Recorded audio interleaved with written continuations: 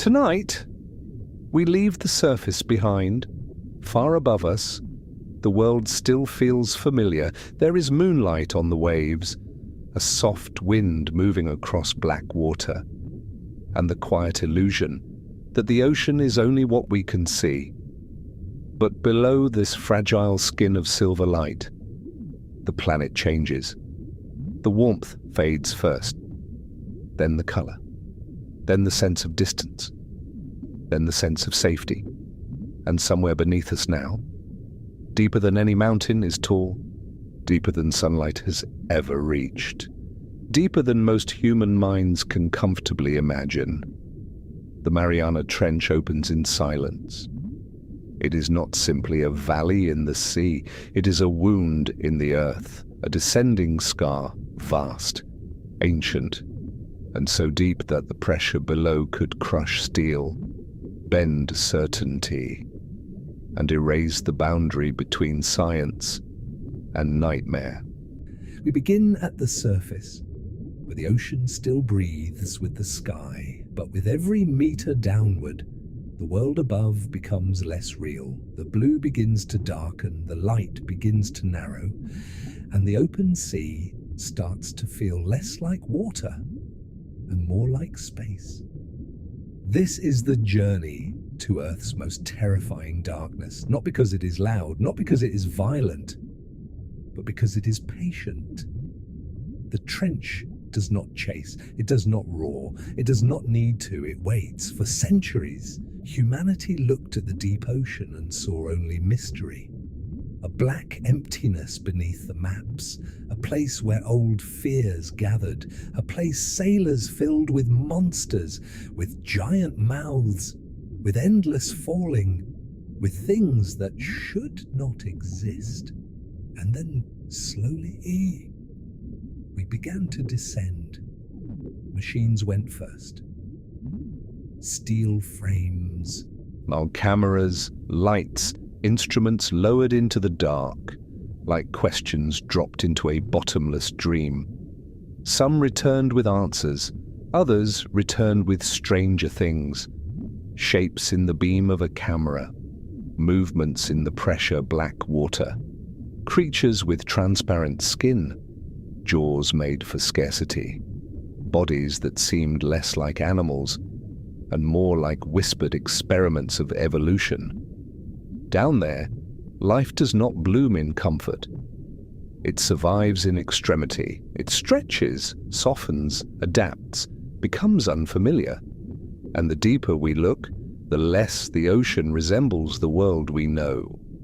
Because the Mariana Trench is not only deep, it is alien in every way that matters. Its darkness is complete, its cold is ancient, its floor lies buried beneath nearly 7 miles of water. And in that crushing stillness, the rules of ordinary life begin to fail, yet something lives there, something always has.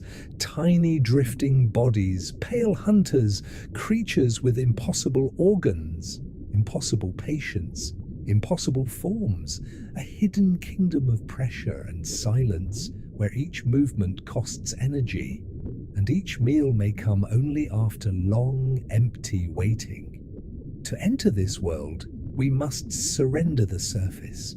Already the boat above us feels far away. The moon is becoming a rumor. The waves are becoming memory. Around us now, the water thickens into darkness. We sink slowly, not falling, not rushing, but descending with the gentle inevitability of sleep. The first layers pass quietly. Here, the upper ocean still carries traces of day.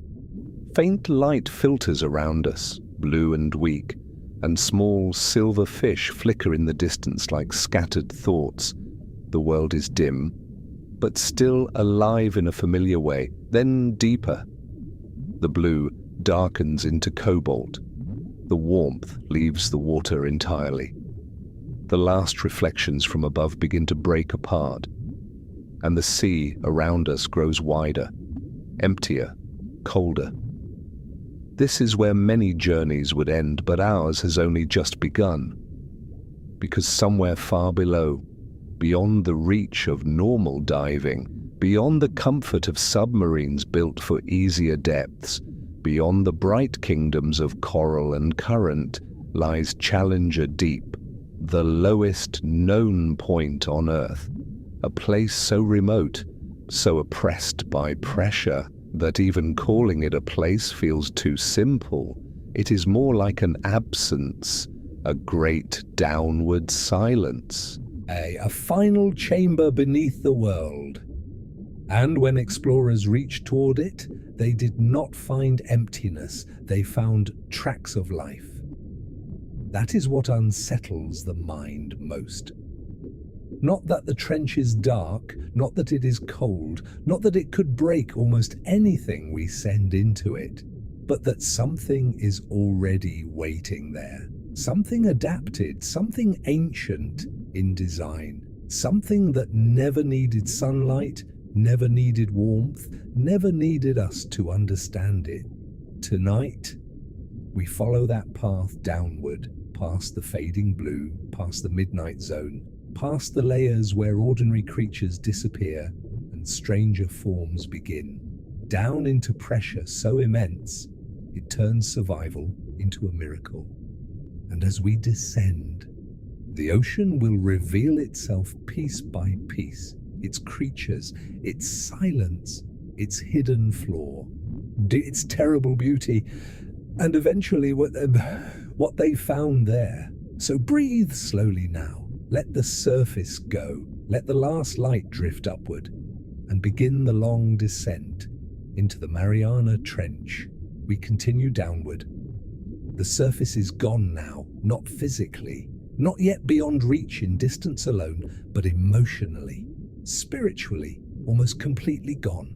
Above us, somewhere far above, the sea still touches air.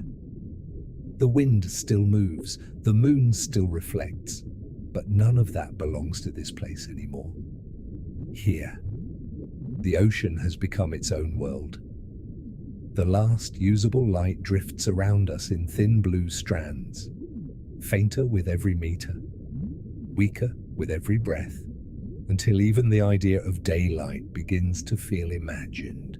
This is the beginning of separation. On the point where the human mind starts to lose its ancient reference points.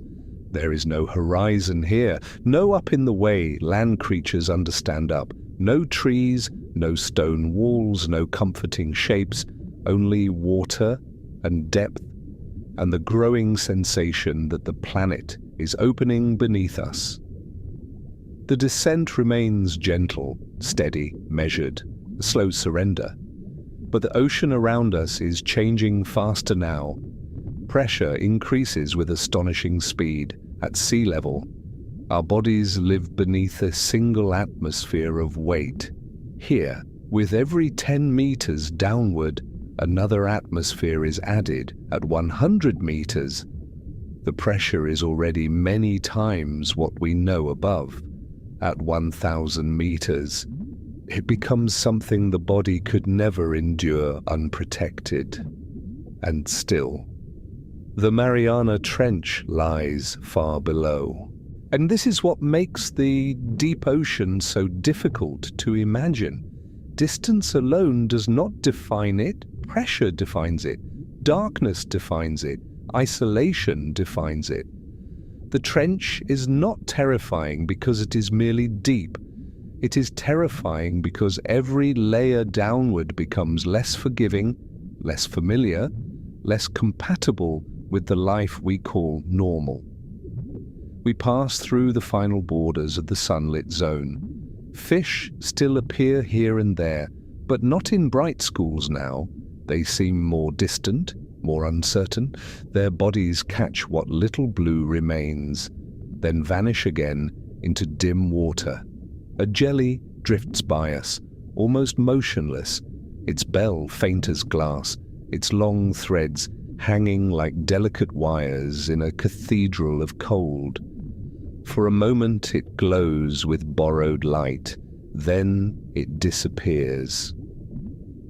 Everything here feels temporary, a half seen, soft-edged, as if the ocean is gently erasing detail before we go deeper. And below us, the blue continues to darken, not suddenly, slowly. The kind of slow that the deep ocean understands better than any place on Earth. Blue becomes indigo. Indigo becomes a heavy marine shadow. And that shadow begins to gather around us until the water no longer feels open, but enclosed. This is the twilight zone. A place where sunlight still exists, but no longer rules. It arrives weakened, scattered, exhausted from the journey, too little for warmth, too little for comfort, too little for the bright certainty of day. Creatures here are built for compromise. Some still rise toward dim light, others retreat from it. And many carry enormous eyes, wide black instruments shaped to collect every surviving photon. A single flicker matters here, a silhouette matters, a distant shimmer matters. In the deep ocean, nothing useful is wasted. We drift lower, the water cools further, the silence grows denser, and the sense of scale begins to press inward from all sides. Because the truth is difficult to hold in the mind, we are descending along the outer edge of the largest living space on Earth. Not forests, not plains, not cities, but the deep sea, a realm so vast that entire mountain chains could disappear inside it, a realm that covers most of the planet, yet remains less explored than the surface of the moon once seemed to us. And at its greatest extreme, the Mariana Trench waits like a final sentence. Far below these fading waters, tectonic forces shaped its form, one slab of Earth's crust slowly sinking beneath another, a process unimaginably slow and unimaginably powerful. For millions of years, the seafloor bent, folded, descended, until one part of the Western Pacific became deeper than anywhere else known. This is not a crack made in an instant. It is geological patience. The trench was carved by time, pressure, and the grinding weight of worlds beneath the sea. That is why it feels so ancient, because it is. Long before ships crossed these waters, long before human maps gave this abyss a name, long before our species ever dreamed of building lights strong enough to face it. The trench was already here, waiting in darkness, holding its silence, gathering its creatures in secret. Ada now.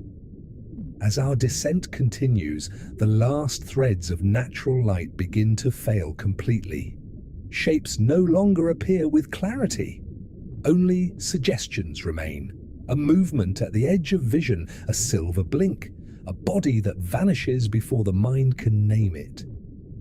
Then even that begins to end. The ocean enters another mood, another order. Bioluminescence starts to replace the sun. Tiny living flashes pulse in the water around us. Blue sparks, cold green flickers, brief living stars suspended in blackness. Some appear when disturbed, others blink in patterns. Some lure, some warn, some search for mates in a darkness where touch and light must do what distance cannot. For a moment, it is beautiful, then unsettling, because this is not friendly light. It is the language of the deep. A private code of hunger, camouflage, attraction, and survival. A small burst glows below us, then disappears. Another flickers to the side, then farther away, like signals passing through an unseen city. And perhaps that is what disturbs us most. The deep is not empty, it is inhabited, even here, where sunlight weakens into memory. Something is watching, moving, feeding, enduring. We descend further. The pressure outside is now immense. Every surface of our vessel bears the weight of the ocean above, a crushing, invisible force pressing from every direction at once. Not striking, not slamming, just constant, absolute. This is how the trench exerts power. Not with violence you can hear, but with a quiet heaviness that never stops. The human body was not made for this. Human bones, lungs and blood all belong to the thin upper skin of the world. To travel deeper than this, we must build shells, spheres, walls, seals. Machines capable of resisting a pressure the body could never negotiate alone. Every descent into the abyss is therefore an act of borrowed survival. We do not belong here naturally. We visit here by engineering, by caution, by courage, and by accepting that beyond our vessel's walls, the ocean is strong enough to erase every mistake. Still, we go on, because below us now lies the beginning of true darkness. Not night in the human sense, not the darkness of a closed room, not the temporary dark before dawn. This darkness has no morning. Soon, sunlight will be completely gone, and everything we see will come from us, or from the creatures that make their own glow in the black. The thought changes the descent. It makes each meter feel heavier, more final. Behind us, the upper ocean has faded into distance. Ahead of us, the trench deepens into myth made real. And somewhere in that descending void, the midnight zone begins. So we sink a little further, past the last exhausted blue, past the final weakness of the sun, toward a darkness that has never once seen day. Now, the sun is gone, not hidden by cloud, not dimmed by storm, gone above us, unimaginably far above us now. Daylight still touches the sea, but here, no natural beam survives, no dawn can arrive, no morning can return. We have entered the midnight zone. And this is the threshold where the ocean becomes truly other. The water around us is black, but even black is too simple a word. This is a darkness so complete that it feels physical, a darkness that does not merely surround us, but presses inward, softly, patiently, until vision itself begins to feel like a fragile habit from another world. Our lights move through it in narrow beams, and in those beams, the deep reveals itself only in fragments, a pale body turning away, a drifting thread of living tissue, a sudden reflective eye, a shape that appears for one heartbeat, then vanishes again into the absolute dark. This is how the abyss prefers to be known, piece by piece, never all at once. We descend carefully. The pressure now is overwhelming by surface standards. Hundreds of atmospheres bear down around us. The vessel carries that weight in silence. Every seam, every bolt, every curve, holding against an ocean that would crush the unprotected body without effort. Yet outside, life continues. That is the miracle of the midnight sea. Even here, under pressures that seem impossible, creatures move with calm precision. They do not resist this world. They belong to it. A fish appears at the edge of our light. Its body is dark, almost invisible, its shape thin and efficient, with eyes enlarged for a realm where every photon matters. It hangs for a moment in stillness, then drifts out of view as if the darkness has reclaimed it. Another follows. This one carries its own lantern. A small glow beneath its jaw pulses faintly in the water. Blue-white. Cold. Deliberate. In the upper ocean, beauty is often decoration. Down here, beauty is function. Light is bait. Light is warning. Light is recognition. Light is survival. Some creatures make it to lure prey closer. Some flash suddenly to confuse attackers. Some illuminate their own silhouette from below.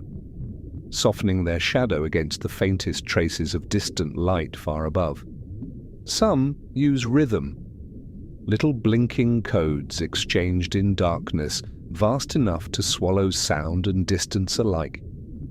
The midnight zone is not silent in purpose. It is full of signals, tiny conversations of hunger and fear, brief announcements of life, private messages written in living fire.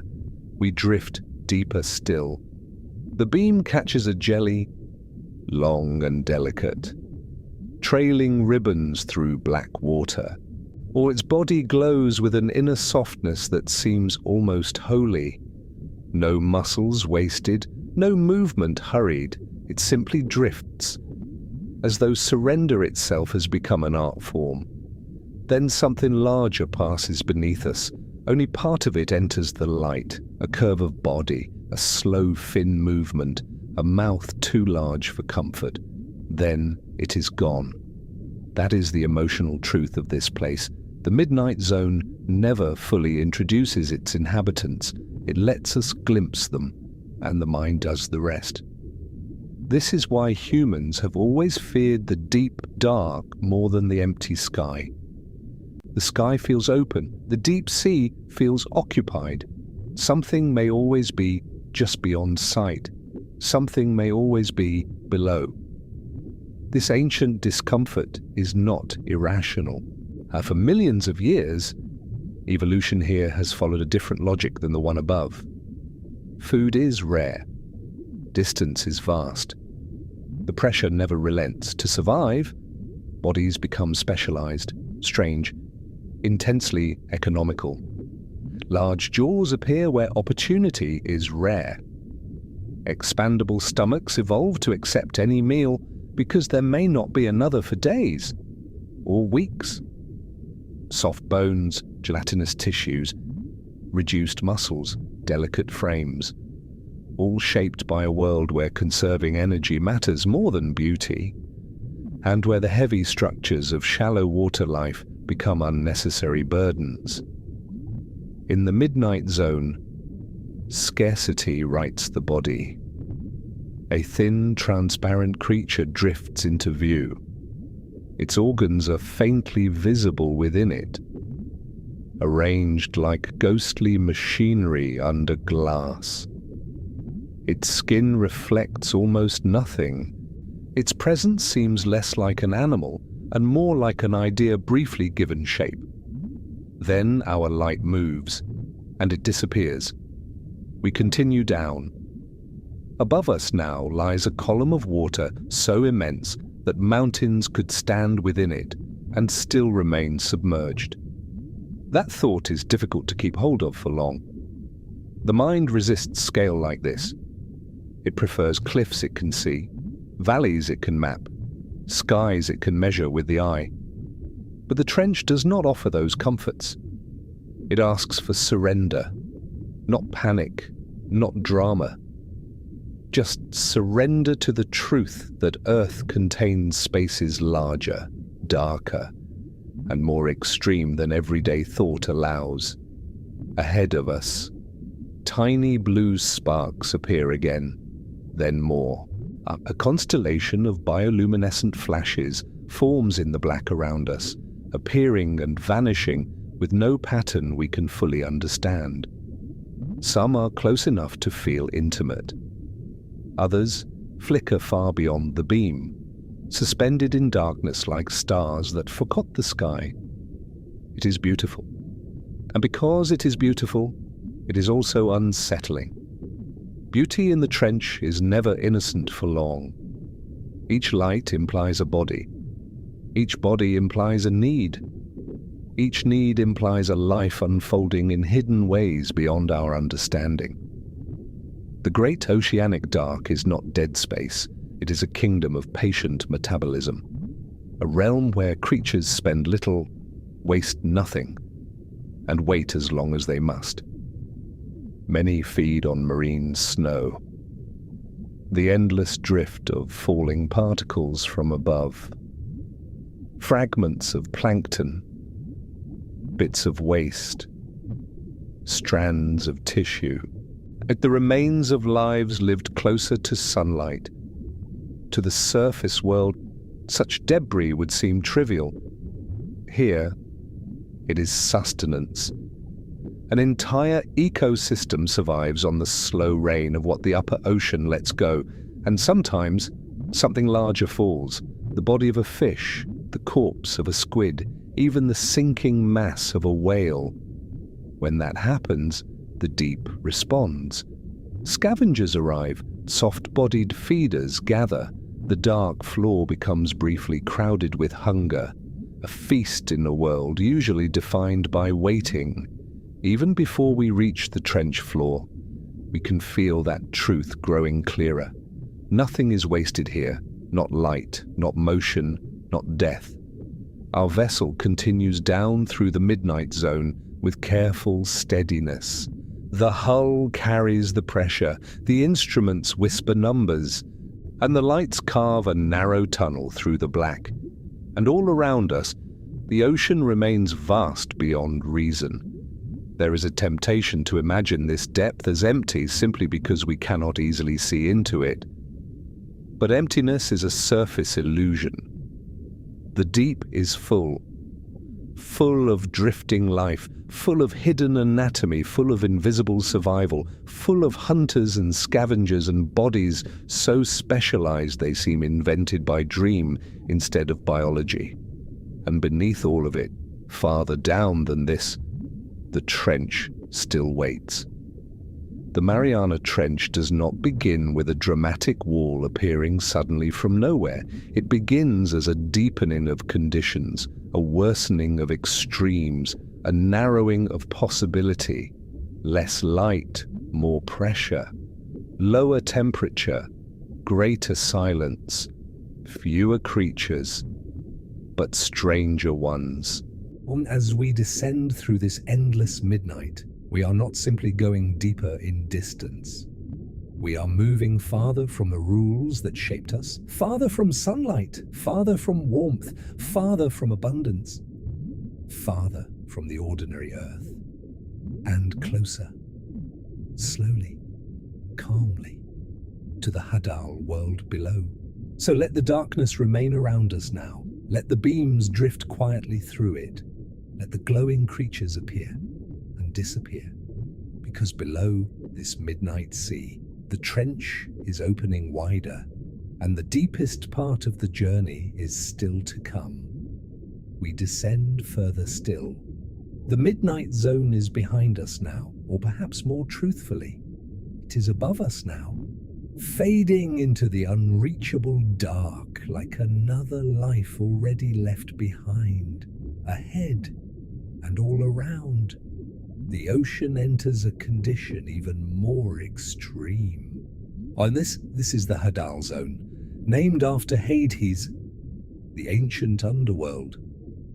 Not because it burns, not because it rages, but because it lies beyond the ordinary world, beneath it, hidden from it, governed by rules that seem almost mythic in their severity. Only the deepest ocean trenches belong to this realm. Only the most sunken wounds of Earth. And among them all, the Mariana Trench is the most famous, the most profound, the most unsettling. Here, the seafloor does not stretch in broad plains alone. It folds downward into long, narrow geography, steep slopes, fractured walls, sediment basins, a descending architecture shaped by tectonic force and geological time. The trench is not a simple hole. It is a landscape, a drowned canyon system on a planetary scale, a place of ledges and slope, of collapsing sediment, of hidden ridges and steep descents, all buried beneath miles upon miles of black water. The deeper we go, the more the darkness changes character. In the midnight zone, it felt open. Here, it begins to feel enclosed. Our lights reveal drifting particles in the water column, a slow snow of organic matter falling from the world above. Tiny remains of surface abundance, sinking through impossible depth, feeding a realm that never sees the sun yet still depends upon its distant generosity. But that generosity is weak here. What reaches the Hadal depths is sparse, scattered, insufficient by ordinary standards. And so life in the trench has learned another form of patience, another economy, another pace of existence. Pressure outside the vessel is now almost beyond imagination. At these depths, thousands of pounds press against every inch of surface, a force so immense that the mind can barely frame it. It does not hammer, it does not strike, it simply exists completely from every direction at once. This is the tyranny of the Hadal world, a constant, total compression, and yet, even here, life remains. That is what transforms fear into wonder, because the trench is not merely survivable to some forms of life, it is home. The first Hadal creatures do not announce themselves dramatically. They emerge in fragments, small pale motions near the edge of the light, ghost-like bodies hovering just above the unseen floor below. A crustacean flickers past us. Its movements are quick, efficient, almost nervous in the beam. And then it is gone. Another shape appears lower down, delicate, translucent, so faint it seems assembled from the water itself. The creatures here do not carry the bold colors of coral reefs. They do not display the confident patterns of shallow water. They are pale, soft, reduced to what is needed and little more. In a place of such pressure, elegance becomes necessity. The trench does not reward waste, it sculpts everything toward endurance. One of the most remarkable truths of Hadal life is that softness can be strength. Surface creatures often rely on rigid structures, hard bones, dense muscles, heavy frames. But under these pressures, softer tissues can be an advantage. Flexible bodies endure where brittle structures fail. Cells adapt. Membranes change. Or chemistry itself is tuned to withstand a force that would destroy unprotected life from above. The animals of the trench are not primitive mistakes hidden in darkness. They are masterpieces of specialization. Every molecule of them has been negotiated with pressure. We move lower now.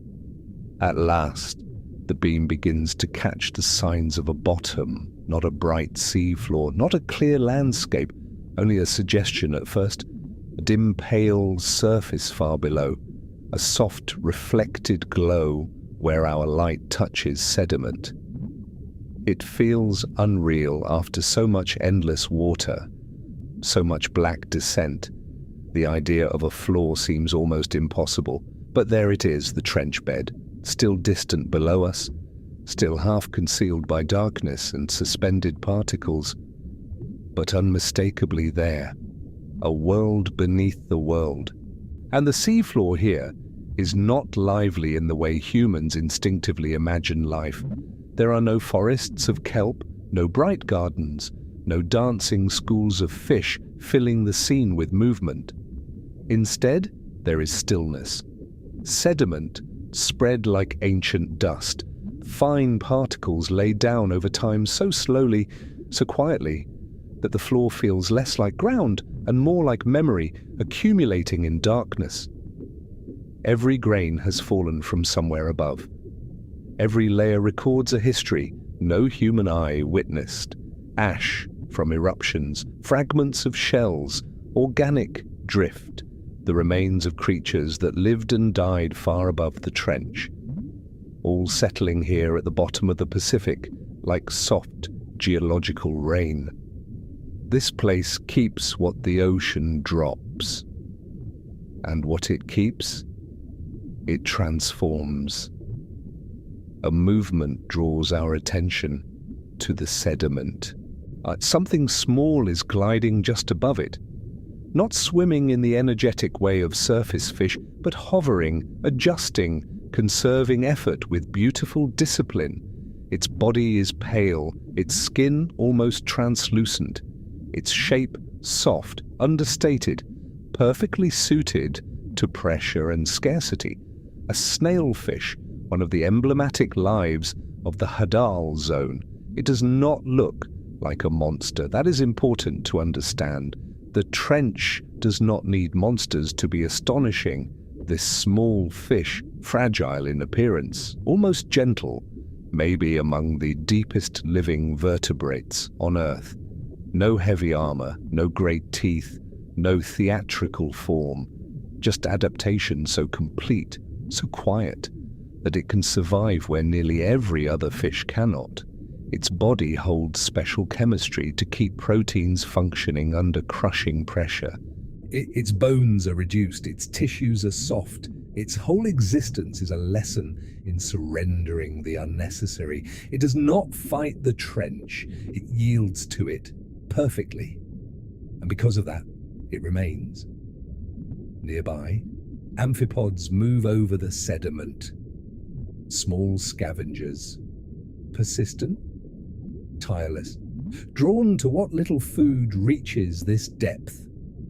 They gather wherever nourishment appears, a fragment, a fall, a body returned to the deep. Nothing lasts long here once it can be eaten. Scarcity sharpens the entire ecosystem. Even the stillness feels hungry. We drift a little lower, closer to the seafloor now. The trench walls do not always rise dramatically within the beam, but we know they are there beyond the darkness, sloping upward into unseen immensity, turning this deepest region into a submerged valley of pressure.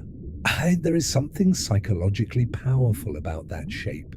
Not just depth below, but walls around. Not just a deep sea, but a deepest corridor. A long hidden underworld where water, sediment and life are held in one impossible channel beneath the Pacific. This is why the Hadal zone feels different from the rest of the abyss. It is not only lower, it is more enclosed, more final, more removed from the breathable imagination of the surface. And still, life goes on here with calm persistence. Microbes within the sediment, scavengers crossing the soft floor, transparent animals drifting just above it, fish so specialized they seem to exist at the edge of what vertebrate life can endure. No sunlight, near freezing cold, pressure beyond ordinary comprehension. Yet the trench is inhabited. Well, that fact changes everything, because it means Earth is more resilient than fear expects, more inventive than the surface suggests, more capable of generating life in impossible places than the human mind once believed. The Mariana Trench is not empty darkness at the end of the world. It is a hidden living frontier, and we have only just reached its threshold. Below, the seafloor deepens further toward its most famous point. Ahead lies Challenger Deep, the lowest known place on the planet, a name spoken with awe because it marks the final measurable descent of Earth's skin beneath the sea. That is where we are going, deeper into the Hadal Valley, deeper into pressure, deeper into a place where exploration becomes as much psychological as scientific. So remain with the descent now. Let the pale floor rest beneath us. Let the soft creatures drift through the beam. Let the silence widen around the vessel, because the trench has opened, and the deepest chamber is still ahead. Now we move toward the deepest name in the ocean, Challenger Deep. Even spoken softly, it carries weight. Not the weight of drama alone, but the weight of measurement, of human curiosity.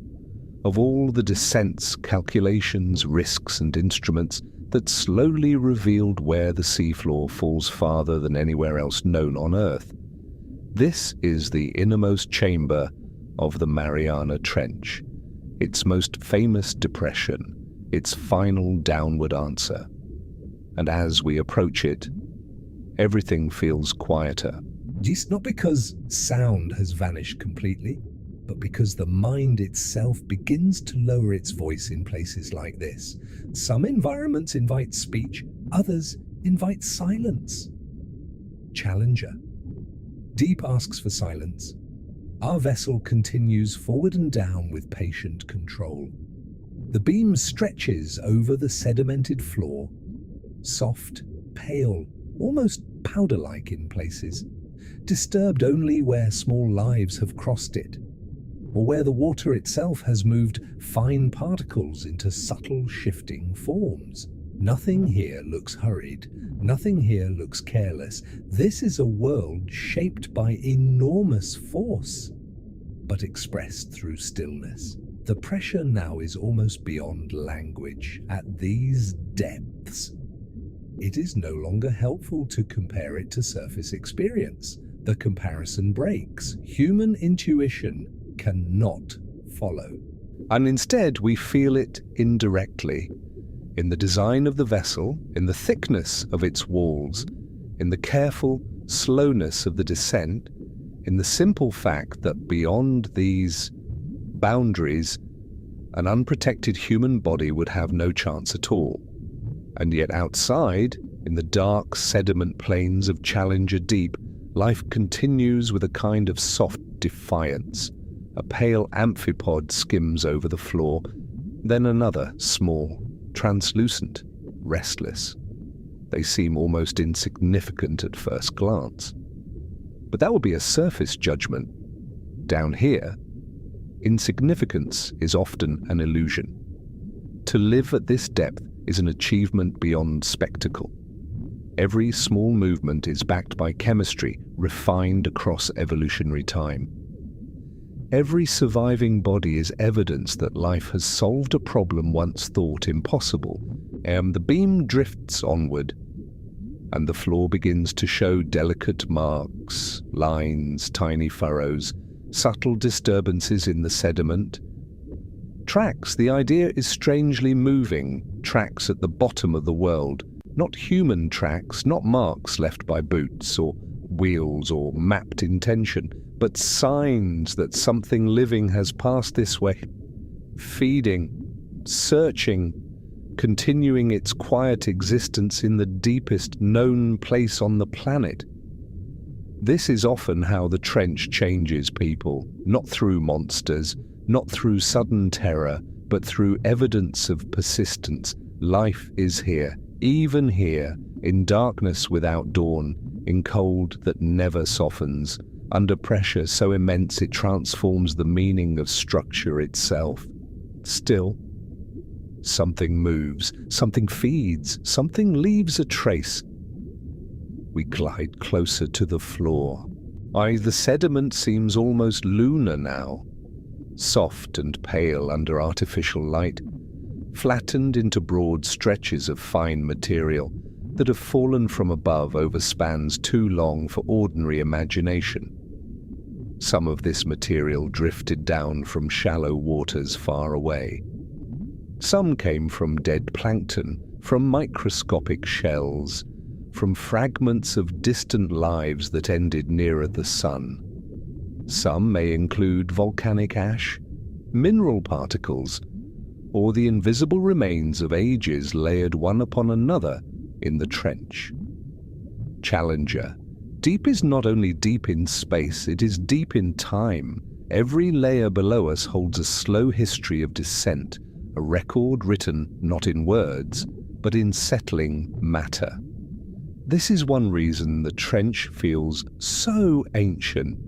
It gathers what the ocean forgets, and because it gathers so slowly, becomes a library without sound, a silent archive of surface life, planetary change, and biological remains, all lowered into darkness, grain by grain.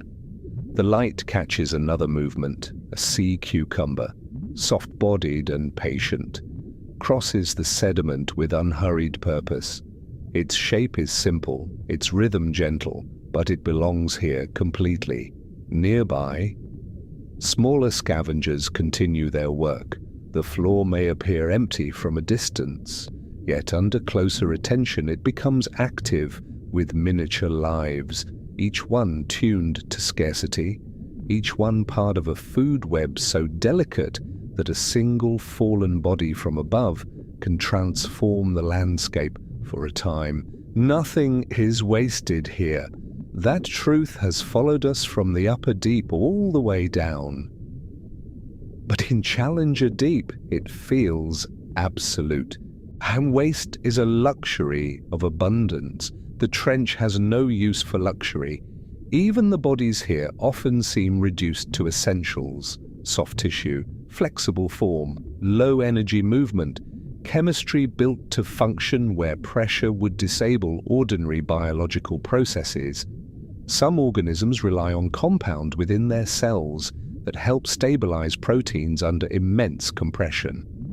Without such molecular protections, the machinery of life itself would begin to fail.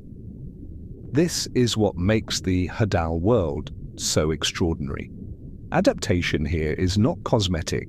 It reaches inward to the chemistry of living.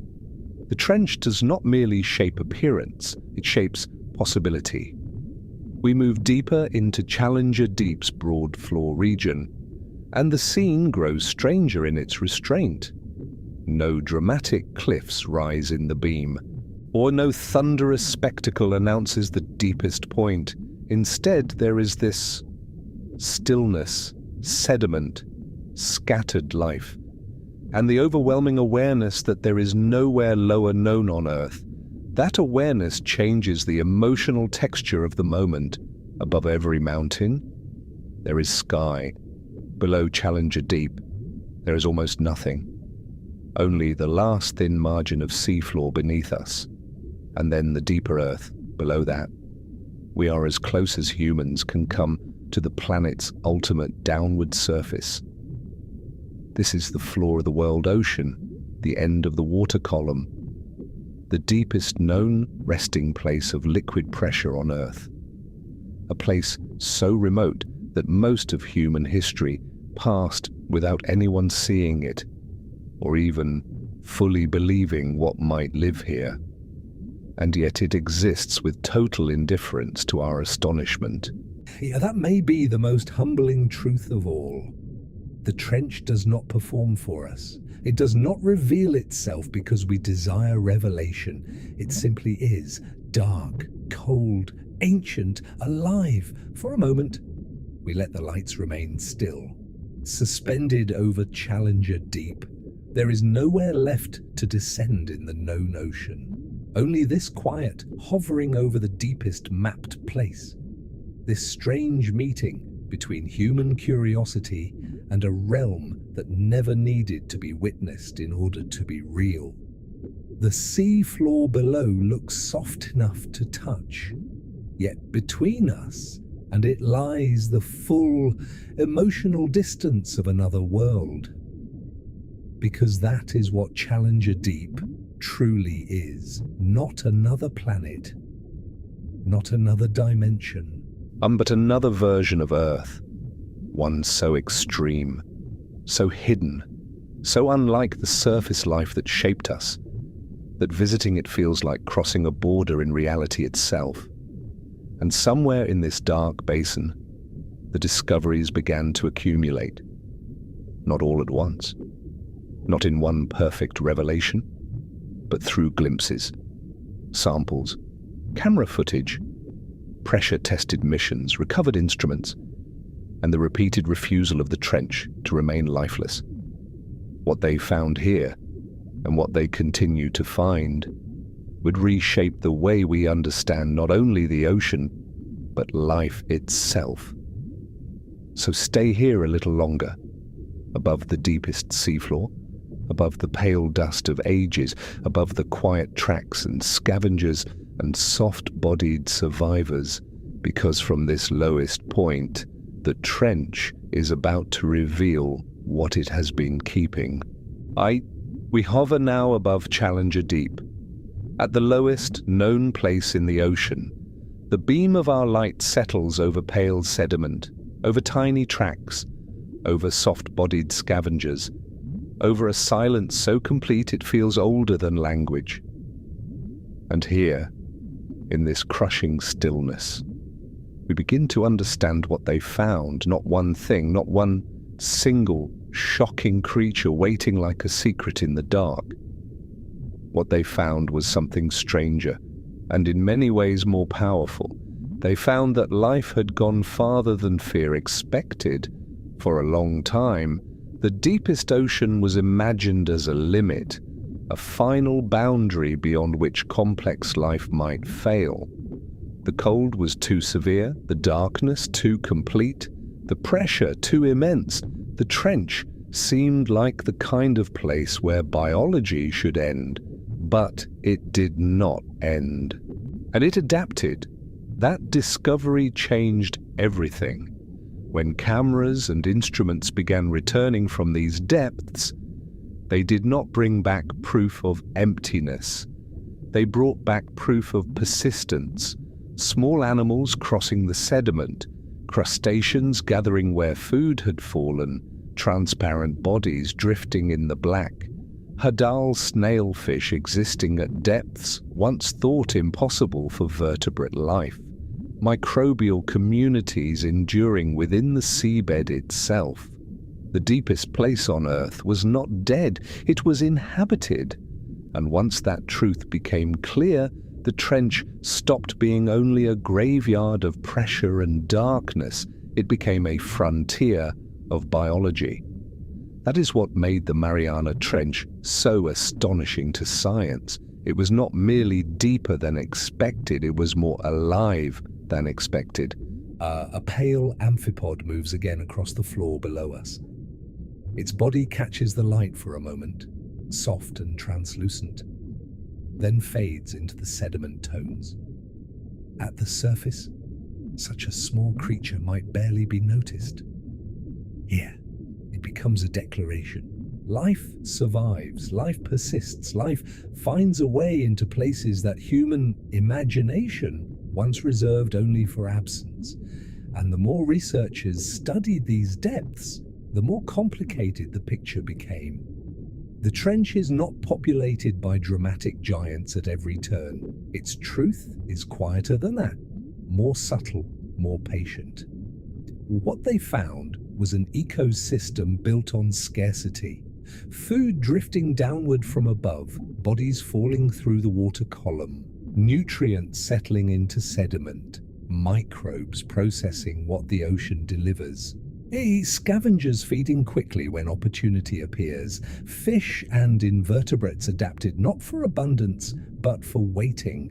This is not the lush abundance of coral reefs, not the dazzling theatre of tropical shallows.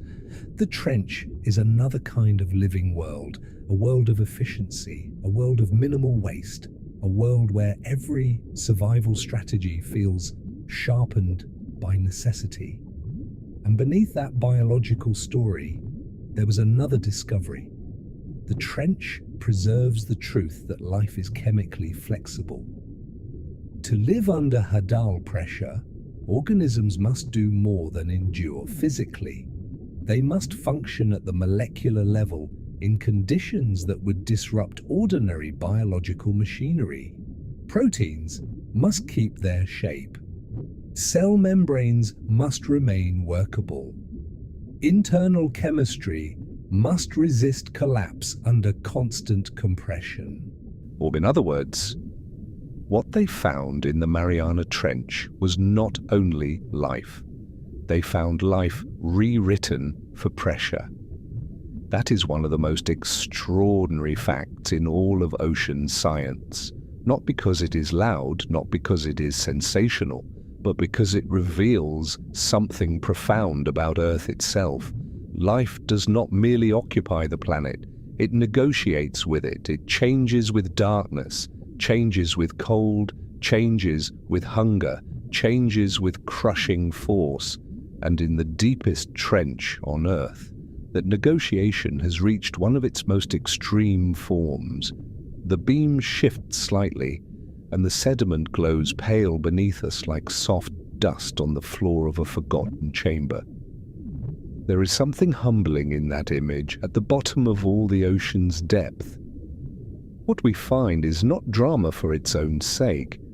Not cinematic monsters waiting for a cue. We find resilience, we find adaptation, we find quiet evolutionary genius. That may be more unsettling than any myth, because myths stay outside reality. This is real creatures, real chemistry, real ecosystems, real survival under forces almost impossible to picture from the safety of land. And the trench kept offering more. Researchers found signs that animal distribution changes with depth in ways that reveal hidden biological boundaries. Some species can go only so far, others are shaped precisely for deeper levels. Some seem to dominate one pressure band, then disappear below it, replaced by organisms even better tuned to the increasing load of water above. The trench is not a uniform darkness. It is layered with thresholds, biological borders inside blackness, invisible provinces of survival. Even the seafloor itself holds discovery.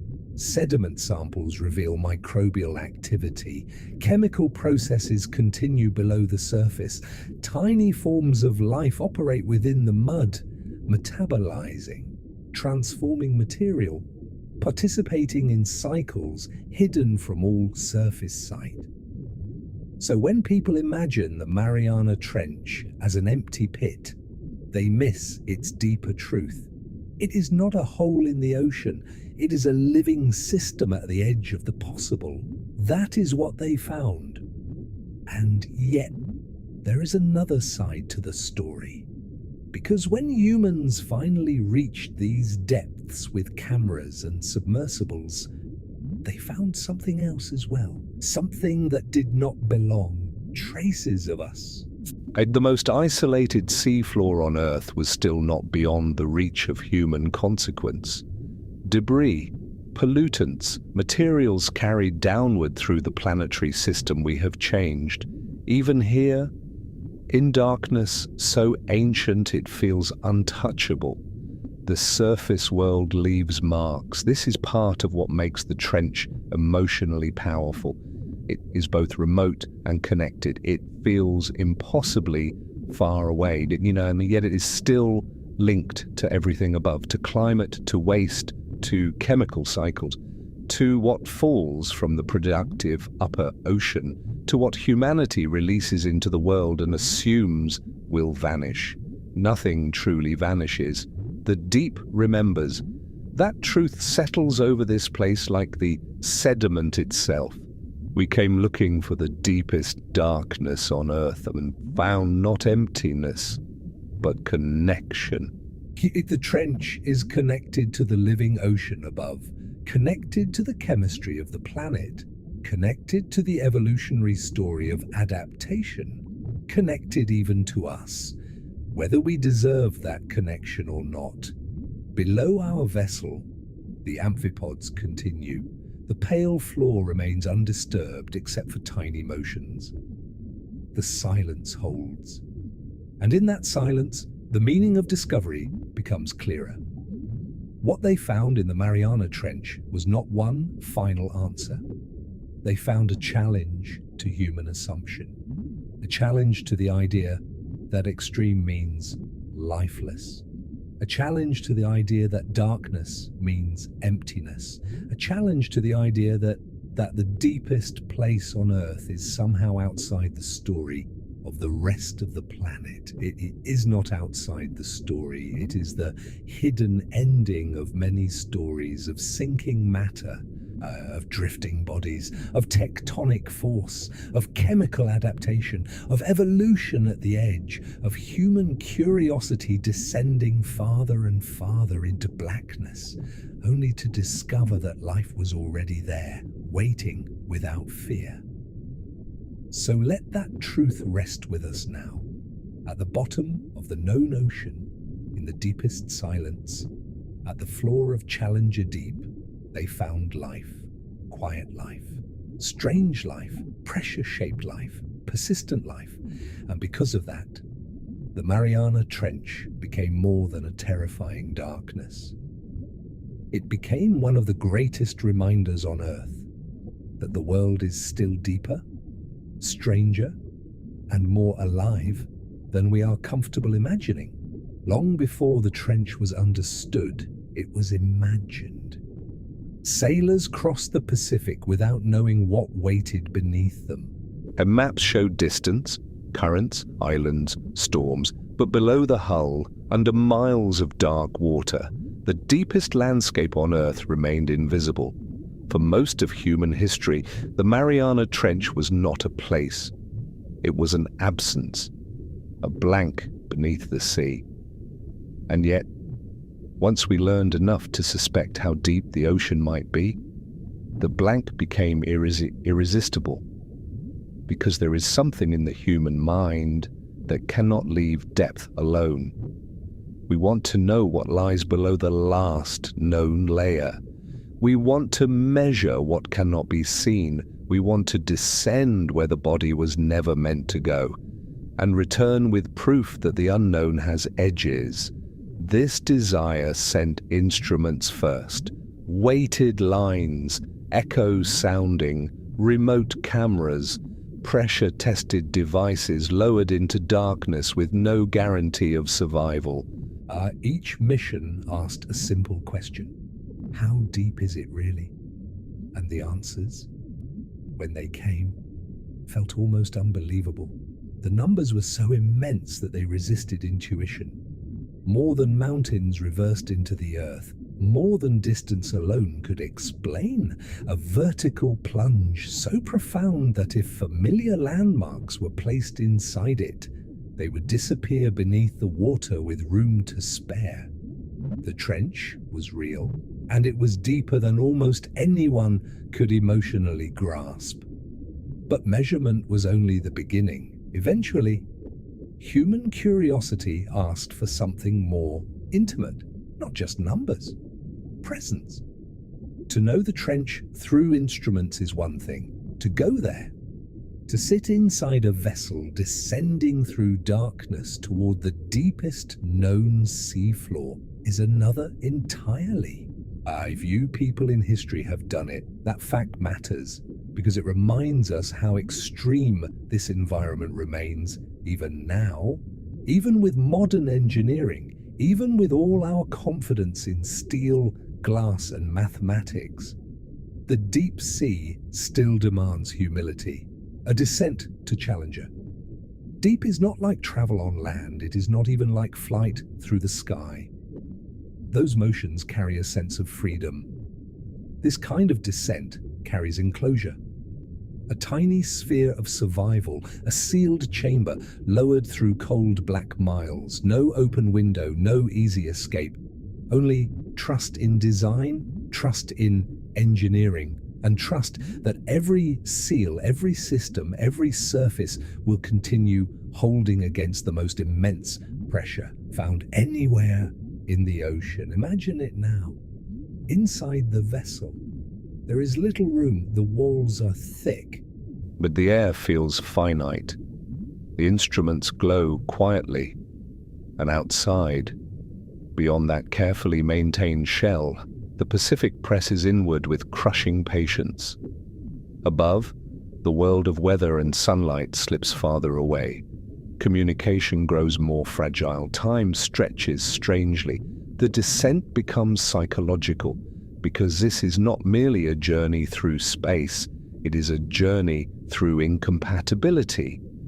Every meter downward takes the human body farther from the conditions it evolved to understand, farther from breathable openness, farther from warmth, farther from ordinary sound and ordinary sight. Down here, the mind must remain calm in a place the body could never survive alone.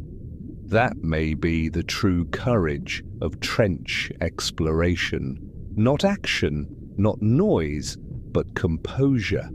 Came to sit in a small machine, surrounded by impossible pressure, descending into a darkness that does not care whether you are brave or frightened, and continue anyway. That is a rare kind of courage.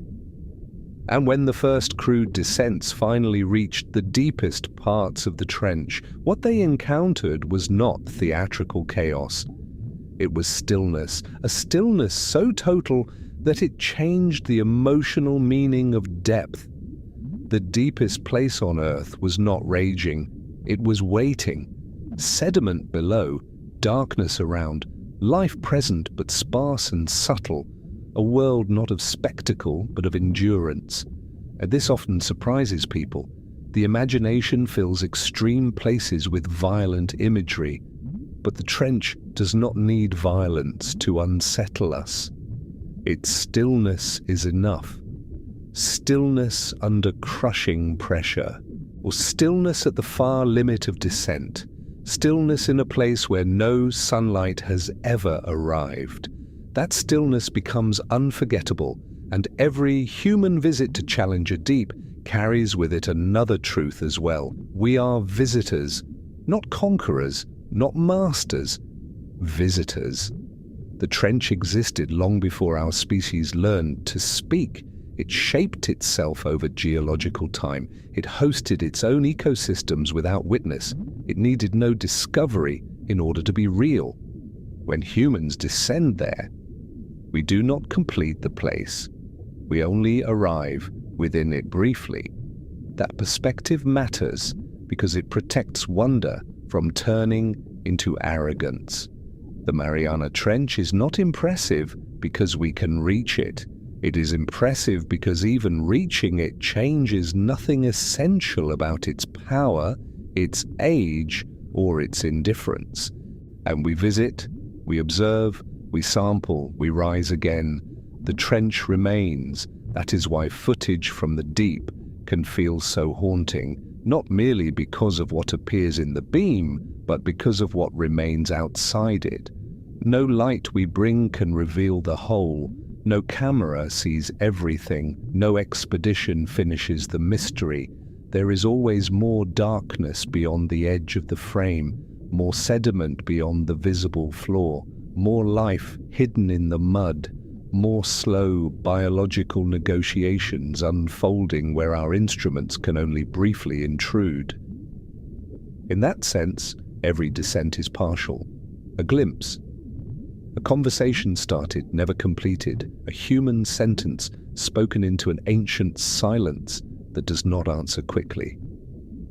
And yet we keep going. All because this is also part of what they found in the trench. Not just strange life, not just great depth, but a new scale for humility.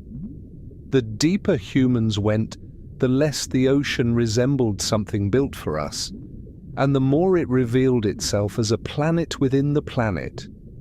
A hidden majority of Earth's living space, operating by rules older and harsher than our surface habits allow us to feel. To visit the Mariana Trench is to feel small in the correct way. Not diminished, clarified. It reminds us that our cities, our noise, our certainties, our schedules all exist on a fragile upper skin of the world. Beneath that skin lies a volume of darkness so vast that it can hold mountains, ecosystems, and geological time without ever once asking to be seen. That knowledge softens the ego, or it should. To below us now, in the image our mind keeps returning to, the seafloor remains pale and still. A few scavengers move over it. The sediment holds silent records of what has fallen from above. And for a brief moment, human beings have joined that scene. Not to own it, not to solve it completely, but to witness. To look upon the deepest known place and admit that reality is larger than everyday thought. This is the emotional center of trench exploration.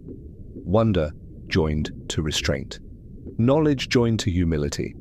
Presence joined to the understanding that we do not belong here and are therefore responsible for how we enter. Because every descent also carries a moral shadow. What do we do with what we discover? Do we treat the deep as spectacle, as resource, as trophy, as a stage for human ego? Or do we learn from it?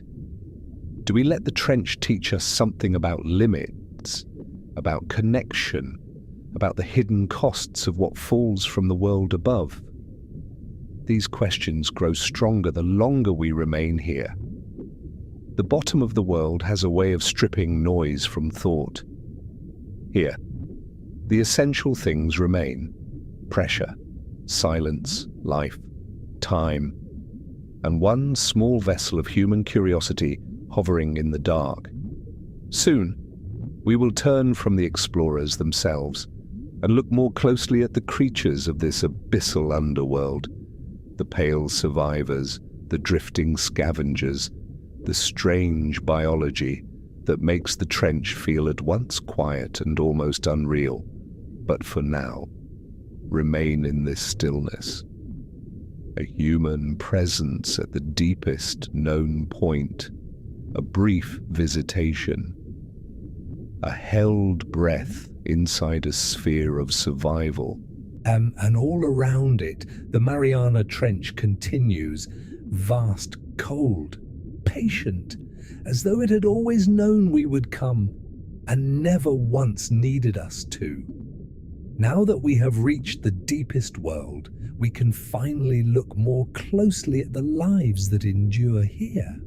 Not imagined monsters, not legends stitched together by fear, but real creatures, soft creatures, patient creatures, bodies shaped by pressure, by hunger, by darkness, until they seem almost unreal to surface eyes. This is one of the strangest truths of the Mariana Trench. The deeper we go, the less life begins to resemble what most humans expect life to be. At the surface, the ocean dazzles. Schools of fish turn like silver weather. Reefs bloom with color. Sunlight animates everything it touches. But here, in the Hadal depths, beauty becomes quieter. It withdraws from color. It hides inside transparency, inside stillness, inside anatomy so specialized that every feature feels like a negotiation with impossibility.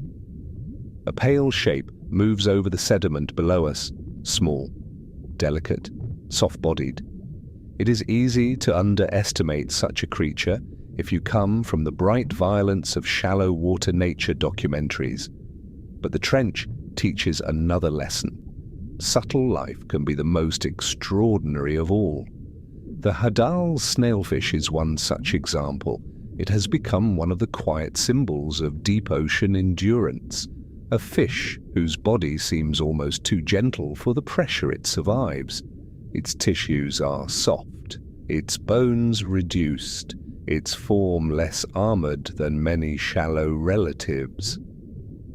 At first glance, it seems vulnerable. But that first glance belongs to the surface world. Here, softness is not weakness. Softness is adaptation. Rigid bodies risk failure under crushing compression. Heavy structures cost energy. Excess becomes dangerous. So the trench favors a different design philosophy. Less weight, less waste, less resistance to the unavoidable. The snailfish does not overpower the Hadal world. It yields to it perfectly. Its body chemistry helps protect the machinery of life under pressure. Its movement is gentle, efficient, measured. It hovers over the floor not like a ruler of the deep, but like something woven specifically for it. That makes it more astonishing, not less. Nearby, amphipods continue their restless work. These small crustaceans are among the trench's most persistent scavengers. Are translucent, quick, sensitive to opportunity. They move with a kind of practical urgency over the sediment whenever food appears. In brighter waters, they might seem minor. Here, they are essential because the Mariana Trench is not sustained by abundance rising from its own floor. It survives on what arrives, on what sinks, on what falls from the distant life of the upper ocean. A dead fish, a drifting body, organic fragments, the soft, constant rain of marine snow. When nourishment reaches the trench, the scavengers answer. Amphipods gather. Tiny mouths and limbs convert falling death into continuation. Nothing is wasted. Nothing waits long without purpose.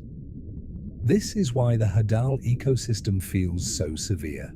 Not because it lacks life, but because every life here seems tied directly to the economy of survival. Even beauty is economical. We watch a translucent organism drift slowly through the beam. Its internal structures are faintly visible. Delicate channels and organs outlined in ghostly softness. There is no excess pigment, no decorative flourish. Its body seems built from restraint itself. Transparency is another answer to darkness. If there is no need for display, no need for color in a sunless world, then why spend energy on opacity? Why build what pressure and scarcity do not require? So many deep animals become glass-like, nearly invisible, barely there. Not because they are unfinished, but because they are refined. The trench pares life down to essentials. That is what makes its inhabitants so haunting. They often look less like creatures from a fantasy, and more like biology after ornament has been removed. A sea cucumber crosses the sediment nearby. Its movement is calm, almost meditative, its body low to the ground, reshaping itself as it advances over the soft floor. To a casual eye it may appear simple, but simple can be deceptive. The trench does not preserve incompetence. Every surviving form here has passed a test of pressure, temperature, chemistry, and hunger, more relentless than almost any environment on Earth can impose. A creature does not accidentally endure the bottom of the world. It earns that endurance through design. And design in the trench often means slowness. Not laziness, not weakness. Slowness. Measured movement saves energy. Now, measured movement reduces risk. Measured movement fits a world where meals may be rare and pressure never sleeps. This is why the Hadal realm feels dreamlike to us. Its creatures do not rush in the ways surface creatures often do. They drift, hover, creep, wait. The whole ecosystem seems tuned to patience. Patience in feeding, patience in movement, patience in reproduction, patience in survival itself. And perhaps that is why these depths feel so unsettling to the human nervous system. We are built to notice sudden motion, bright color, sharp drama. The trench offers another language. It offers near stillness, pale forms, subtle gliding bodies, lives so quiet that they seem almost beyond narrative. Yet once you learn to see them, they become unforgettable. There are creatures in the deep ocean that generate light from their own bodies. Some of these bioluminescent strategies dominate the midnight waters above, where signals, lures, and warnings flash in blackness. But here on the trench floor, life often chooses other methods. There is less need for visual spectacle, less reward for display. The world is close, dim, and governed by contact, chemistry, and opportunity. Smell matters. Sensing dissolved traces matters. Detecting the arrival of food matters. The trench is not only dark to the eye, it is rich in invisible information. A fallen body somewhere beyond our beam may already be sending chemical messages through the water. Tiny scavengers may already be turning toward it. Life here reads what we cannot see. This invisible world adds another layer to the mystery, because even when the beam shows us very little, the trench may still be full of activity beyond human perception. Signals moving through water, microbes altering sediment chemistry, scavengers sensing distant nutrition, delicate animals responding to gradients we would never notice. The more closely we look, the less silent the trench truly is. Not silent in sound, silent in appearance. Underneath that appearance, it is full of transactions, feeding, sensing, processing, enduring. This becomes even more striking when we think of the trench not as a single creature's home, but as a layered biological community. The sediment itself is alive. Within that pale floor, microbial ecosystems operate in darkness. A tiny lives inhabit the mud, metabolizing what falls from above, transforming matter molecule by molecule. These invisible workers support processes larger animals depend upon without ever seeing them. So the trench floor is not dead ground, it is active depth. Above it drift soft-bodied animals. Across it move scavengers. Within it live microscopic populations. Together they form a system that feels sparse from the outside, yet intricate once understood. This is what they found when they looked closely enough. Not a barren endpoint, a hidden ecology, a world with fewer actors, perhaps, but no less meaningful for its restraint. And the emotional effect of these creatures is difficult to describe unless one has truly sat with them. They are not frightening in the ordinary sense. Not most are too delicate for that, too restrained, too quiet. What they produce instead is a different feeling, a kind of biological uncanniness. They look real, yet improbable. Familiar in the broad fact of being alive, yet unfamiliar in almost every specific detail. They remind us that evolution does not design according to human comfort. It designs according to survival, and when survival happens under 7 miles of water, the results become beautiful in ways that can feel almost unsettling. So let us remain here among them for a while, among the pale snailfish, the restless amphipods, the drifting transparent bodies, the patient sea cucumbers, the microbial lives beneath the sediment. This is the population of the deepest darkness, not loud, not theatrical, not eager to impress, just real, or real life at the edge of the possible, real bodies shaped by pressure, real survivors moving softly through Earth's most terrifying depth. And as we watch them, another question begins to rise from the silence. If life can endure here, in cold pressure, darkness, and scarcity so complete, then what else might such endurance tell us? About the ocean, about Earth, and about the hidden limits of life itself. The longer we remain here, the more the Mariana Trench begins to feel less like a destination and more like a question asked in darkness, a question asked under impossible pressure, a question written into the deepest part of the Earth's ocean floor. How far can life go?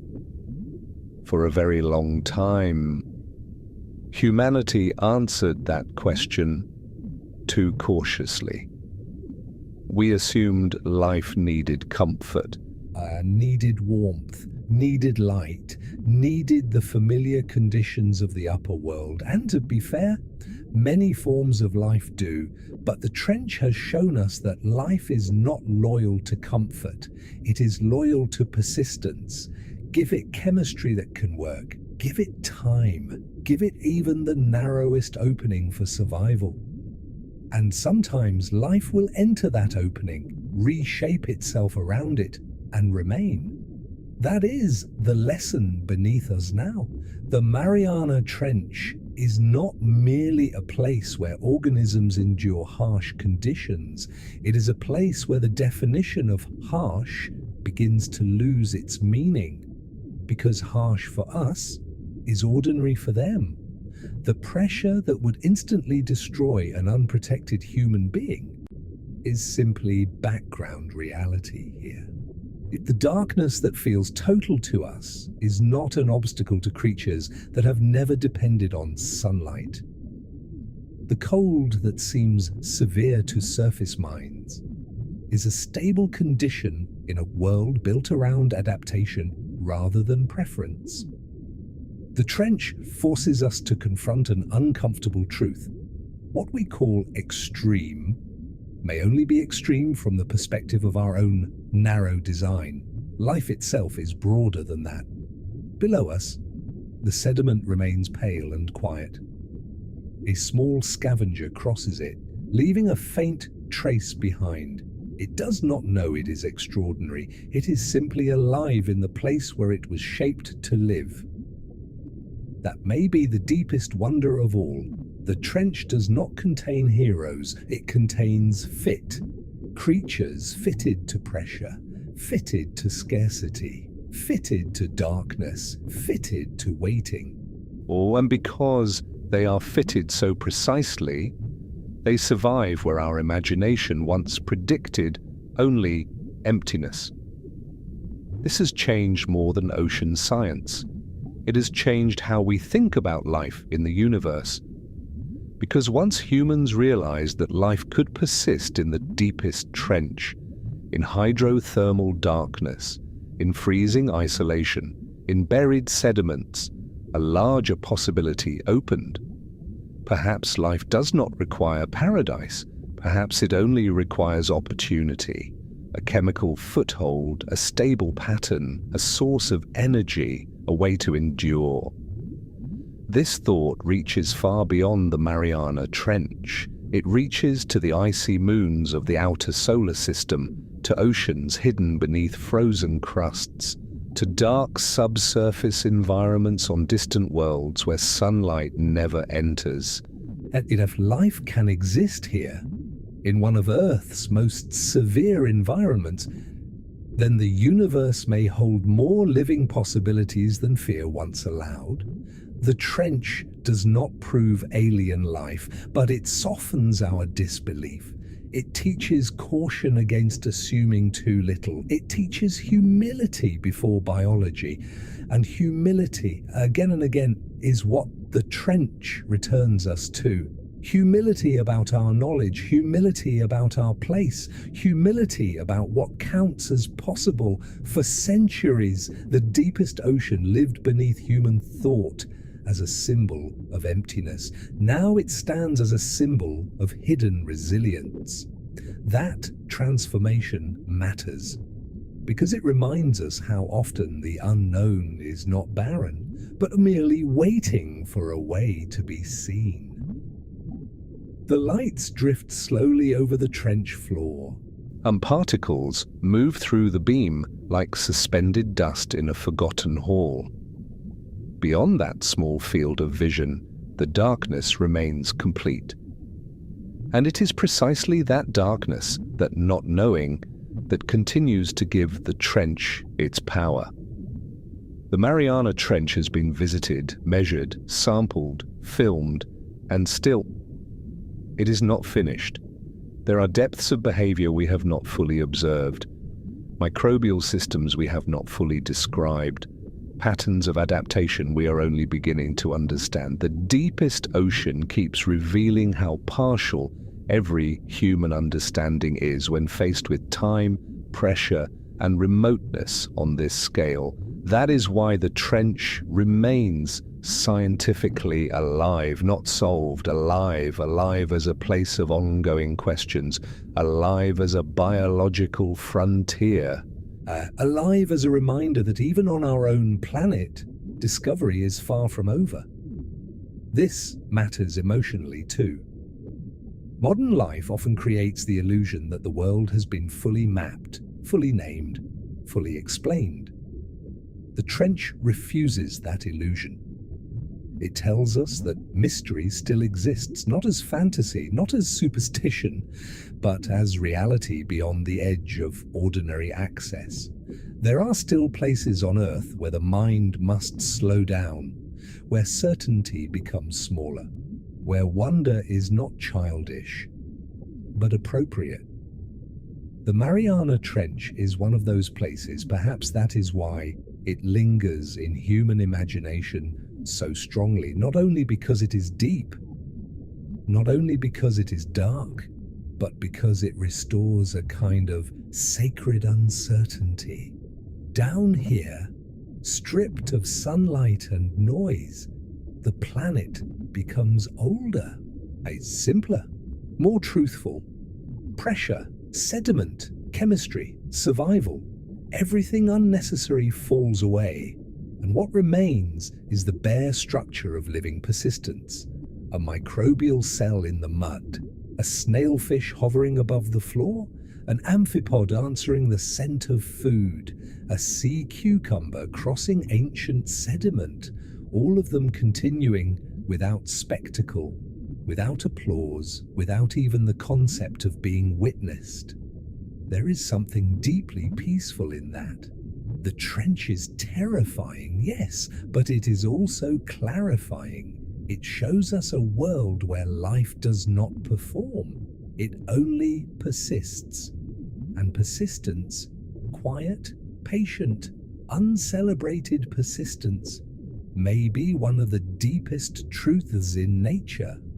So as we remain here a little longer, at the bottom of the known ocean, we begin to understand that the Mariana Trench is not frightening simply because it is dark.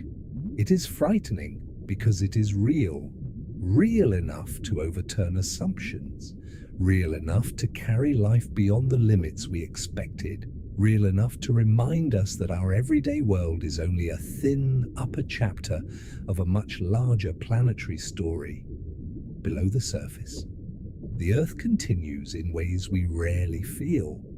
In darkness, in cold, in pressure, in silence, and still.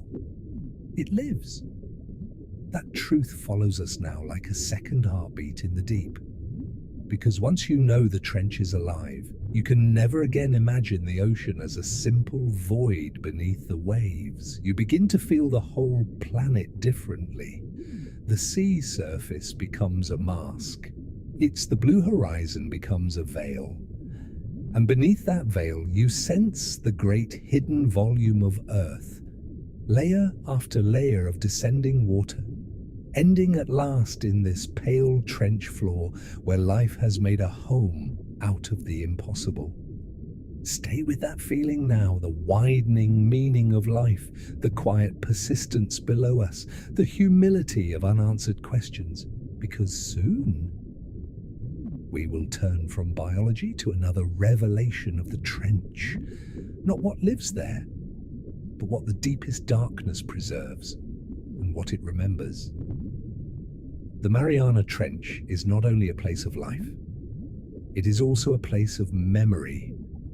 Not memory in the human sense, not stories spoken aloud, not names carved into stone, but memory carried through sediment, through chemistry, through the slow falling remains of the upper world. Everything that sinks leaves a trace. A shell drifting down from sunlit waters. Microscopic remains of plankton, fragments of fish. Dust from continents carried by wind and rain into the sea. Ash from distant eruptions. Even the subtle chemical fingerprints of changing climates and changing oceans over immense spans of time.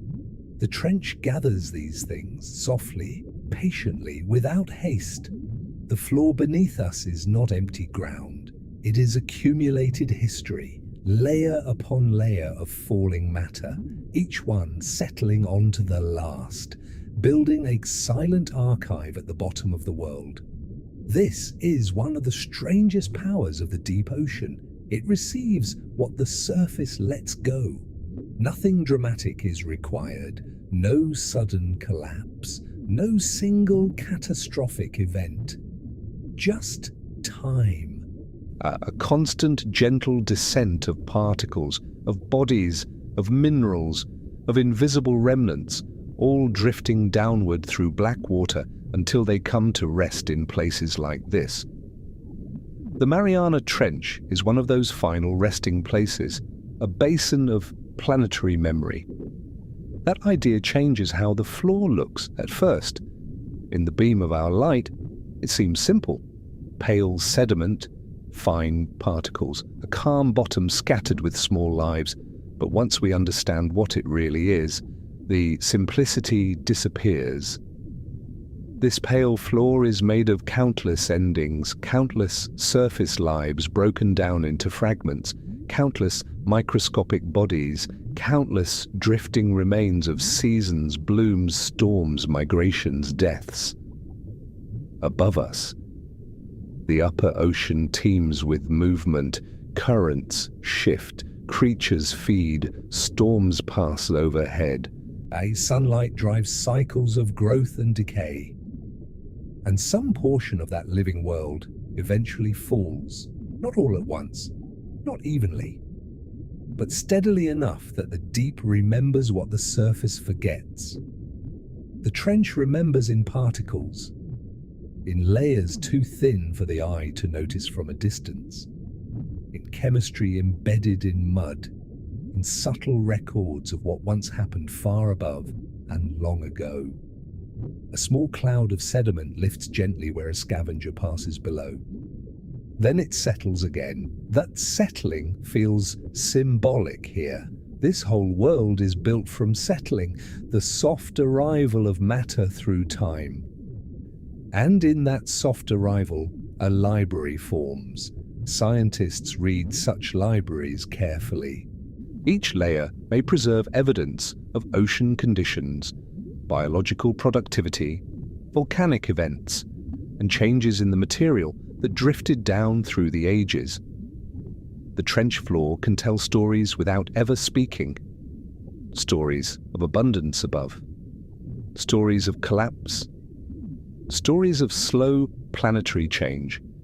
It is strange to think that the deepest known place on Earth, a place so hidden and so removed from daily life, may quietly preserve clues about the rest of the planet. But that is the way of the ocean. Nothing is truly separate. The surface feels distant from Challenger Deep. The sunlit world feels emotionally unreachable from here. And yet the connection remains unbroken. What happens above can sink below. What blooms above can feed below. What dies above can be transformed below. What changes above can leave a signature in the deepest mud on Earth. This is why the trench feels so important. It is isolated but not disconnected, remote but not separate, hidden but not irrelevant. It is part of the whole planetary system, one of its deepest receivers, and that truth can be beautiful, but it can also be troubling, because the trench does not only receive natural history, it receives human history too. This is one of the darker discoveries of the deep modern ocean. Even here, in the deepest darkness on Earth, the marks of our species can arrive. Pollutants, industrial chemicals, fragments of human-made material, the slow downward consequences of a civilization that often imagines its waste has vanished simply because it has gone out of sight. But the deep sees what the surface discards, or perhaps more accurately, the deep keeps it. That is part of what makes the trench emotionally difficult to think about. We want such places to be pure distance, untouched, protected by remoteness alone. Yet remoteness is not the same as safety. The ocean connects everything. Water moves, particles travel, bodies sink, chemicals circulate. And eventually, even the deepest trench may bear witness to choices made far above, under open sky. This gives the Mariana Trench a second kind of memory, not only geological memory, not only biological memory, but ethical memory. It remembers what we release. That thought settles heavily, because this place feels sacred in its remoteness, a final chamber beyond ordinary reach. A hidden depth where life survives in patience and silence. To imagine our debris entering such a place, our chemicals finding their way down through the great water column, is to realize that nothing on Earth is as far away as we pretend.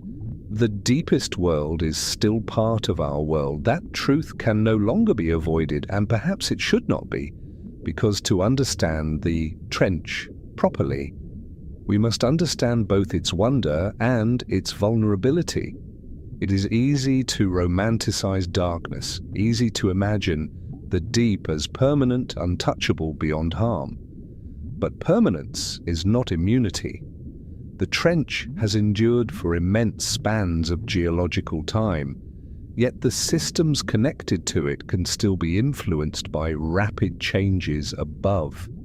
Changes in ocean chemistry, changes in falling organic matter, changes in temperature patterns and circulation, changes in what humanity adds to the sea and assumes will disappear. The deep never truly makes things disappear. It transforms, stores, redistributes, records.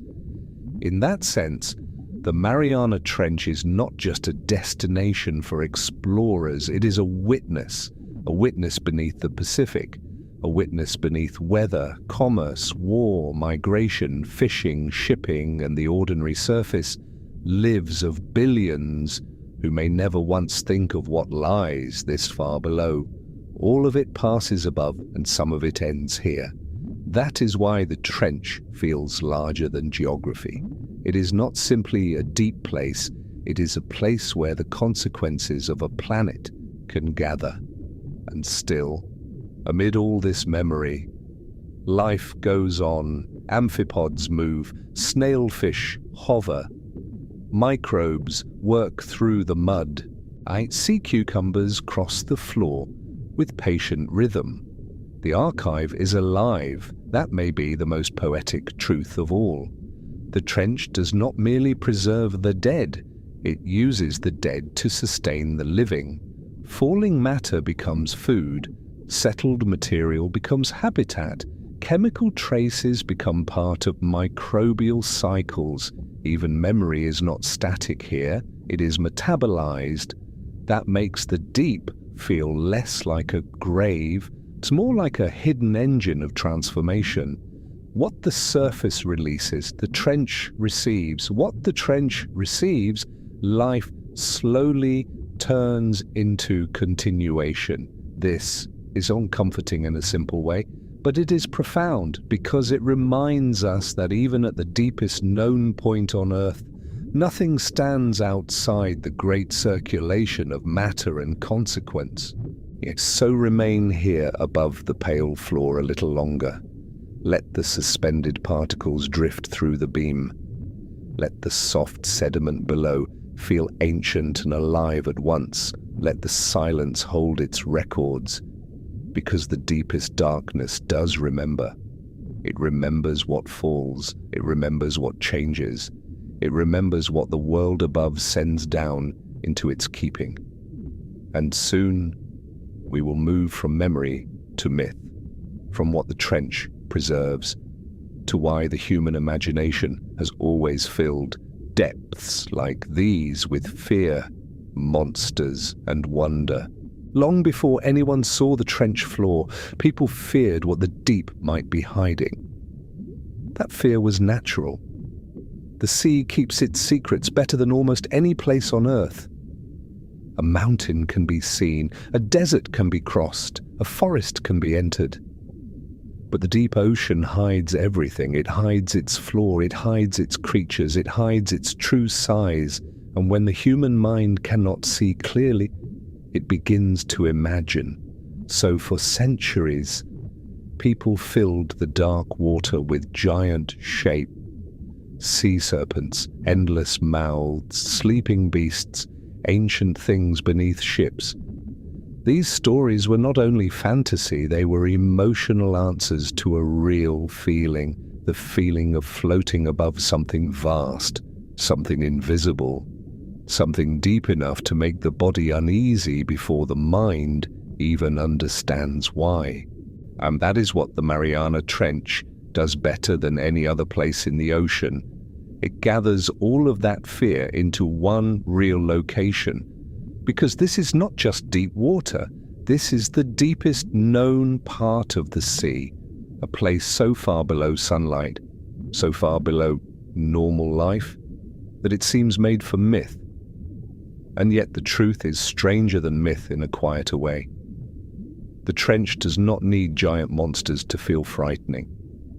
Its darkness is enough, its pressure is enough, its silence is enough. When a camera enters the deep, it never reveals everything, it shows only a narrow beam, a pale floor, a drifting shape, a body that appears, then disappears. Beyond that beam, blackness remains, and that blackness is where the imagination still lives. A shape, half seen, becomes larger in the mind. A movement at the edge of vision becomes more mysterious. A creature with transparent skin or strange proportions begins to look almost unreal. This is why the deep ocean keeps its mythic power even now. Science explained many things, but explanation did not make the trench ordinary. It made it more astonishing. We now know the real depth, the real pressure, the real creatures, the real stillness of the trench floor. But reality did not become less powerful. It became more powerful because now we understand that the Mariana Trench is not frightening because of legend. It is frightening because it is real, real enough to hold life under crushing pressure, real enough to preserve total darkness, real enough to remind us that most of Earth still lies far beyond the conditions humans were made to understand. That is why people still think in symbolic ways when they talk about the deep. They speak of an underworld, a hidden abyss, a world beneath the world. These words survive because they match the feeling. The trench feels separate, ancient, almost forbidden, not because anyone has forbidden it, but because nature itself made it difficult to enter. Few humans have ever gone there. Few ever will. That rarity deepens the mystery. It makes every image from below feel like a message from another reality. A pale fish moving over the sediment, small scavengers gathering in silence, a drifting body fading into the black. Nothing in these images is loud. Nothing attacks. Nothing performs. And yet they stay in the mind. Because what unsettles us is not violence, it is otherness. The creatures of the trench are real, but unfamiliar. The seafloor is calm, but emotionally distant. The darkness is empty to the eye, but never feels truly empty. Something may always be there. Something may always be beyond the light. This is an ancient human fear, not simply fear of animals, but fear of incomplete knowledge, the fear that reality extends farther than our senses can follow. And the Mariana Trench proves that it does. It tells us that below the blue surface of the ocean, below weather and waves and ships and sunlight, there is another Earth, a darker Earth, a quieter Earth, a more patient Earth. That hidden Earth is what gave birth to monsters in the imagination. Oh, because the mind needs shapes for things that overwhelm it. So it created leviathans, dragons of the deep, sleeping giants, bottomless mouths. But perhaps the truth is even more powerful than those inventions. Perhaps the real monster was never a creature. Perhaps it was the depth itself, the vastness, the pressure, the endless black, the knowledge that human life belongs only to the thin upper skin of the world, while beneath it lies a volume of darkness almost too large to feel. That is what the trench reveals, not a beast to fight, a scale of reality we are not built to dominate. And maybe that is why the Mariana Trench still holds the imagination so tightly, because it humbles us, it reminds us that mystery still exists, that Earth is still deeper than our comfort, that the unknown is still alive beneath the surface. So when humans imagine monsters below, they are often responding to something real.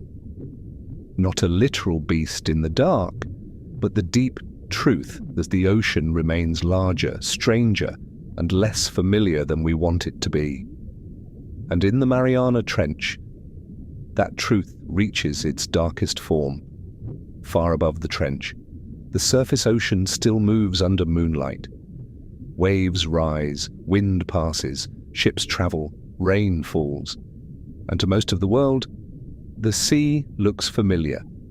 But far below that moving surface, another world exists, a world without sunlight, without weather, without the noise of human life.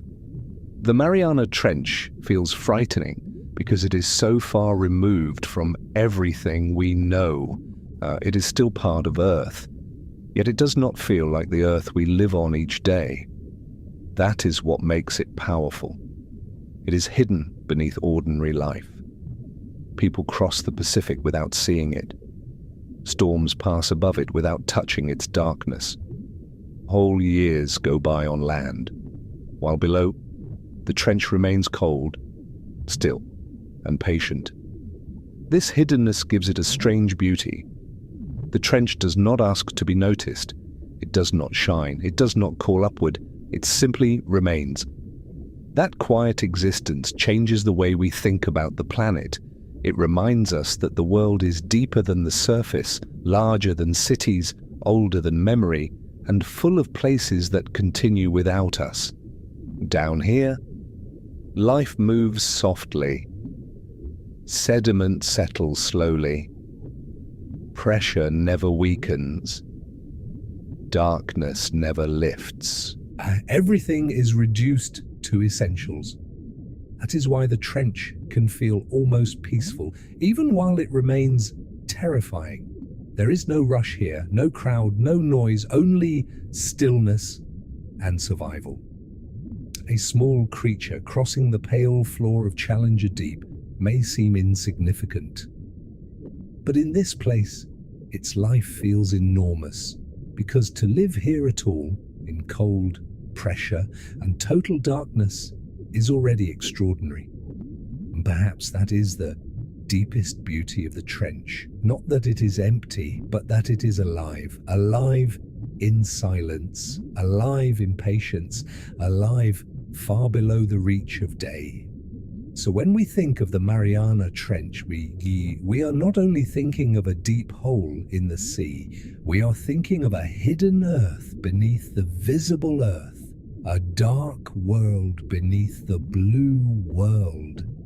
A patient world beneath the restless one. And that hidden world is still there now, waiting in silence beneath the waves. To descend into the trench is to leave the human world in stages. First, the surface fades, then the light, then the color, then the feeling that the ocean is a place made for us at all. This happens slowly, so slowly that the mind hardly notices at first. But the deeper we go, the more everything familiar begins to fall away. Sunlight disappears, warmth disappears, distance becomes harder to judge, the water grows darker, colder, heavier, and silence changes too. At the surface, Silence is never complete. There is wind, there are waves, there is movement. But deep below, the silence becomes different. It feels older. Not the silence of emptiness, but the silence of a place that does not need sound. That is what makes the Mariana Trench so strange.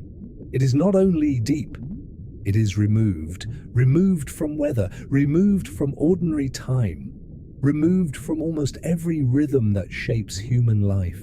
Down there, pressure replaces motion as the great fact of existence. Every inch of the world is underweight, every creature is shaped by it, every movement happens inside it. And yet the trench remains calm. No giant storms, no crashing noise, no visible violence, only the steady reality of depth. That calm can feel unsettling, because the human mind expects extreme places to announce themselves loudly. But the trench does not. Its power is quiet, its darkness is quiet, its life is quiet, its mystery is quiet. And maybe that is why it stays with us. Because the deepest places on Earth are not shouting, they are waiting beneath the blue surface, waiting beneath ships and clouds and moonlight, waiting beneath all the noise of the upper world. And as we continue downward in thought, the trench becomes less like a location and more like a feeling of distance, a feeling of surrender, a feeling of entering a world where human importance grows very small. That smallness is not always frightening. Sometimes it is peaceful, because in the trench, nothing is demanded from us except attention.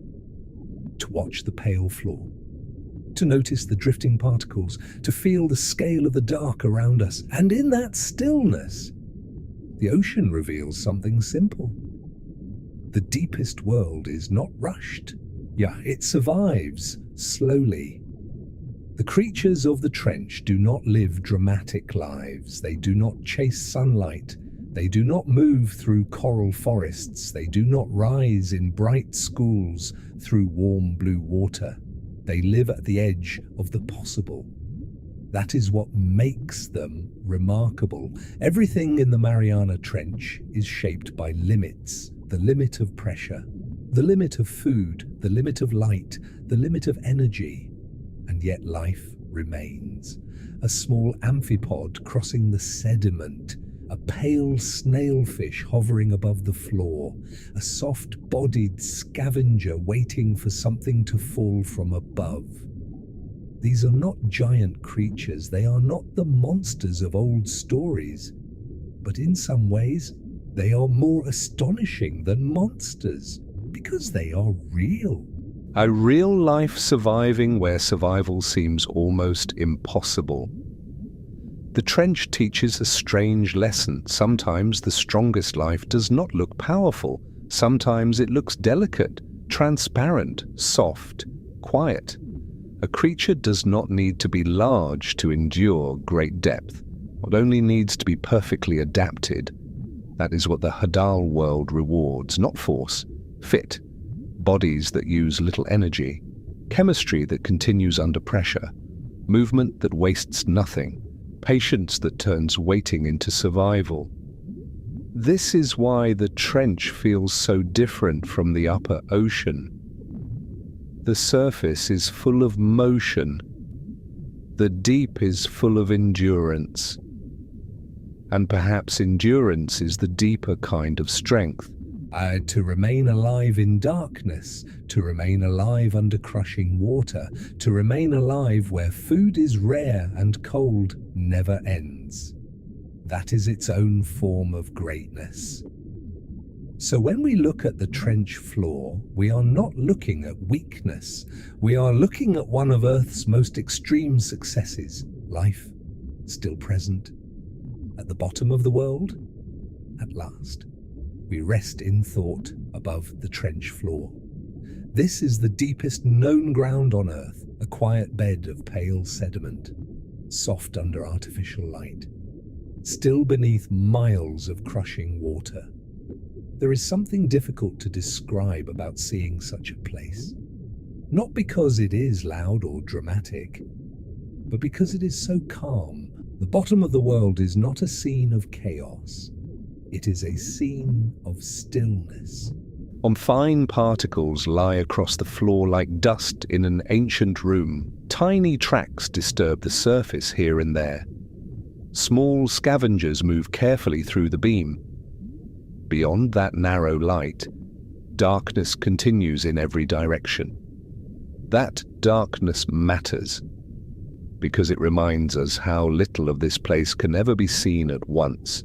Even here, even at the deepest point, the trench keeps most of itself hidden, and perhaps that is part of its power. The floor of the world does not reveal everything. It gives only enough to humble us. A pale stretch of sediment, a drifting body, a soft movement near the ground. That is all. And somehow, it is enough. Enough to understand that Earth has places far beyond ordinary life. Enough to feel how thin the surface world really is. Enough to realize that beneath all weather, sunlight and human noise, a deeper planet waits in silence. This floor was reached only after a descent through fading light, through midnight darkness, through the Hadal world of pressure and patience. And now, here it is, not imagined, not mythical, real. The deepest known resting place beneath the ocean, a place where life still survives, a place where sediment records time, a place so remote that it feels almost outside the human story. And yet it is part of our planet all the same.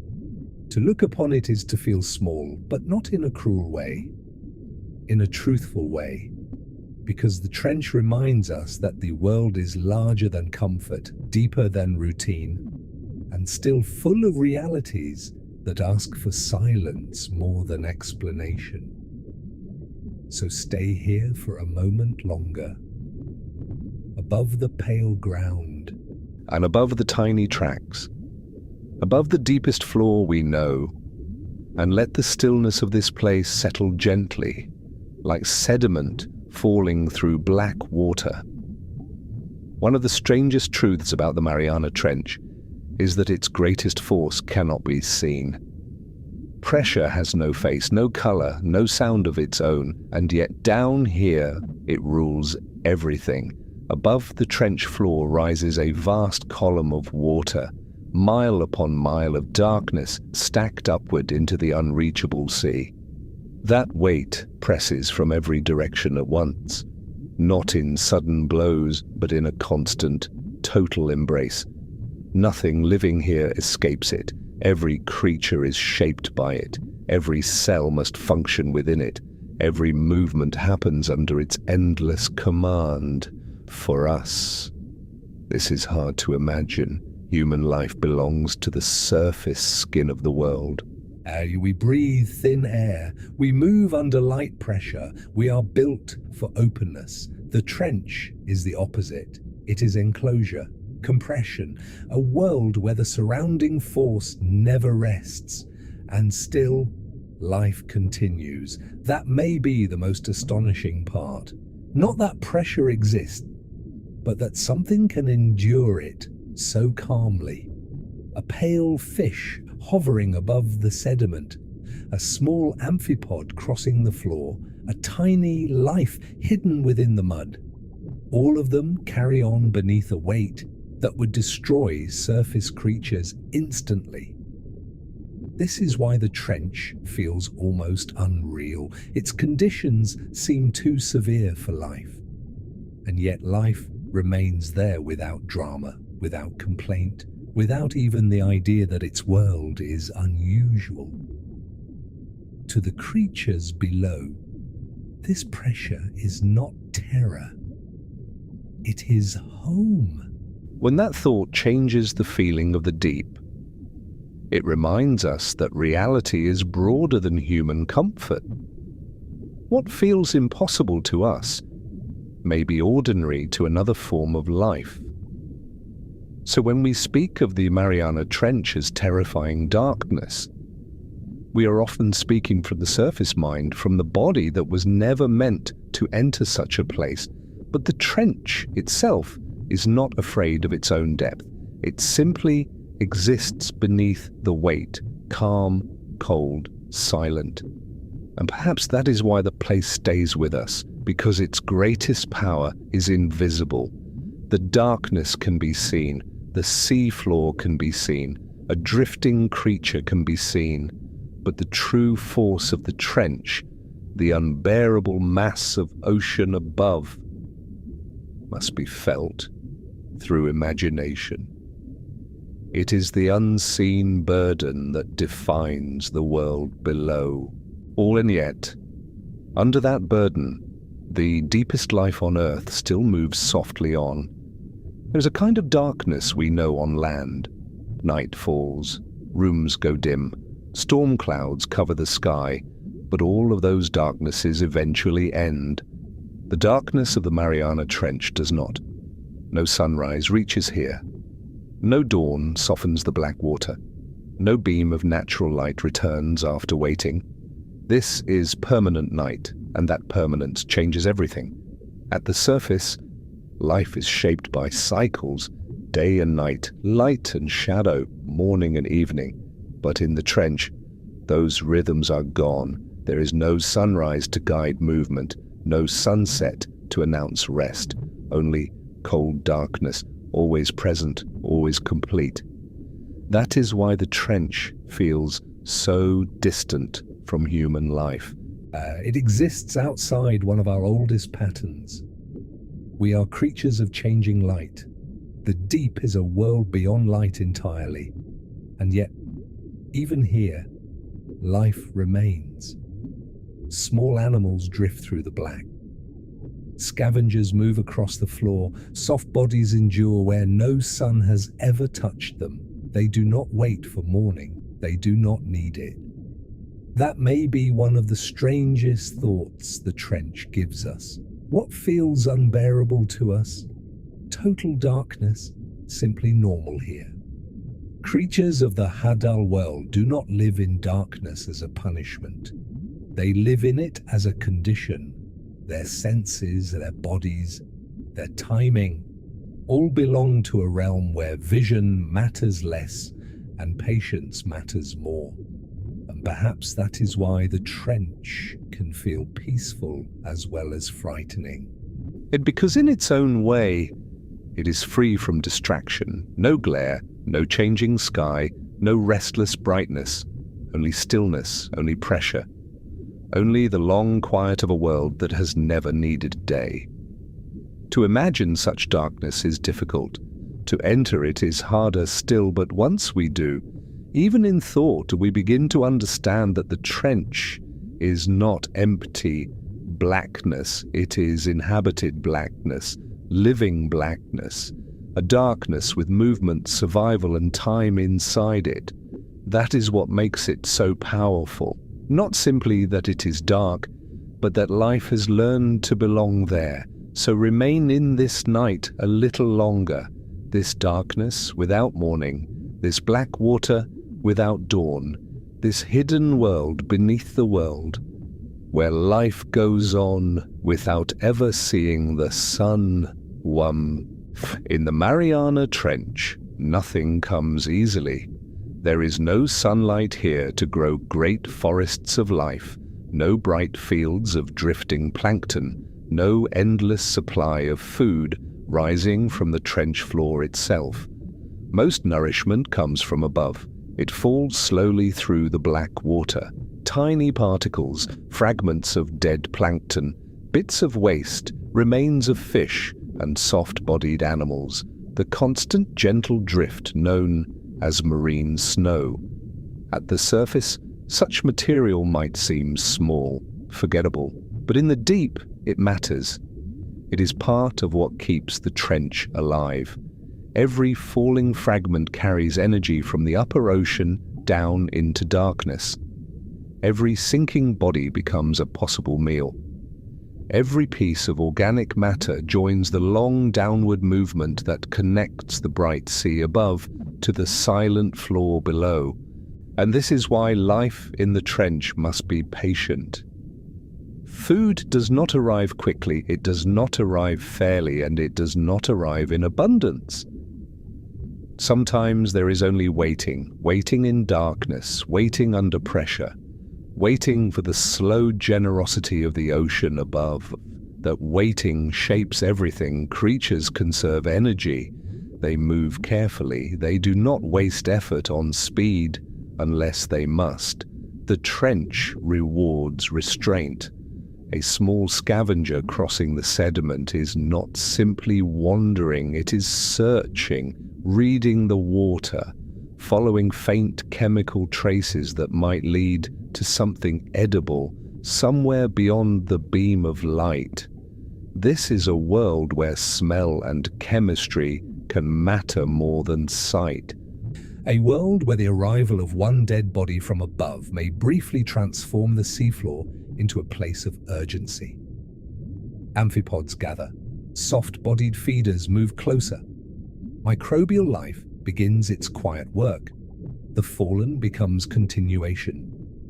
Nothing is wasted here. That truth returns again and again in the trench. What dies above may feed what lives below. What sinks into darkness may become part of another life entirely. This gives the trench a strange emotional quality. It can feel severe, but never careless, harsh, but never meaningless.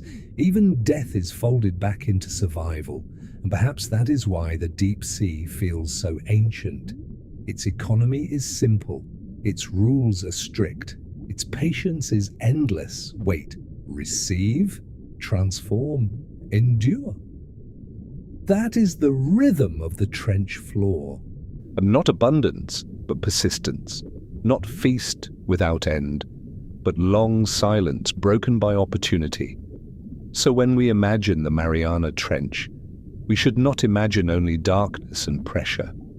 We should also imagine waiting, the long, quiet wait beneath miles of water, the slow fall of nourishment from a distant, brighter world, the moment a tiny creature senses that something has arrived. And in that waiting, we begin to understand another deep truth of the trench. Life here survives because it has learned how to wait without giving up. The Mariana Trench is not a place of hurry. Nothing in this world suggests speed, not the drifting particles, not the soft creatures crossing the floor, not the slow arrival of food from the distant waters above. Everything here is measured in patience. Or it's that patience can feel almost unnatural to us. Human life is full of clocks, deadlines, movement and noise. We are used to quick changes, quick answers, quick rewards. But the trench belongs to another rhythm, a slower rhythm, an older one. Down here, survival is not built on constant action. It is built on endurance, on conserving energy, on lasting through long stretches of stillness. This is why the Hadal world feels so calm. Not because it is easy. It is not easy at all. It is calm because everything unnecessary has been stripped away. No wasted motion, no wasted color, no wasted strength. Only what helps life continue remains. A pale creature hovering above the sediment may hold still for long moments. An amphipod may move in brief, careful bursts. Or a sea cucumber may cross the floor so slowly that time itself seems to soften around it. At first, such slowness may look weak. But it is not weakness, it is wisdom shaped by pressure and scarcity. The trench teaches that speed is not always power. Sometimes power is the ability to remain, to survive the long silence, to survive the cold, to survive the uncertainty of when the next meal will arrive. That kind of patience is harder than motion, and perhaps that is why the Mariana Trench feels almost like a dream. Everything happens slowly enough for us to notice how different this place truly is. The upper world races, the trench endures. That endurance changes the emotional meaning of the deep. It becomes more than a frightening hole in the ocean. It becomes a lesson in stillness. A lesson in restraint. A lesson in how life can continue even when conditions offer almost nothing except pressure, darkness, and time. Time matters deeply here, not human time, not the time of busy schedules and passing headlines. Deep time, waiting time, the kind of time in which sediment falls grain by grain and small lives continue without witness. This is part of what makes the trench so peaceful to imagine, even while it remains terrifying. Because below all the fear, there is also release. A release from hurry, a release from noise, a release from the restless speed of the upper world. Only stillness remains, only patience. And in that patience, the deepest life on earth goes quietly on. There are places on earth that impress the mind. Great mountains, wide deserts, our storm-heavy seas. But the Mariana Trench does something different. It does not only impress the mind, it changes the feeling of the mind itself. Because the deeper we imagine descending, the less room there is for ordinary thought. Noise begins to fall away. Daily worries seem smaller. Human activity feels distant and thin. The trench has that effect because it is so complete. Complete darkness, complete pressure, complete separation from the surface world. Nothing casual survives in a place like this. Everything becomes more essential. That is why the silence of the trench feels different from ordinary silence.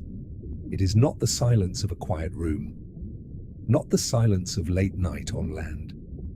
It is a larger silence, a silence created by distance, weight, cold, and time.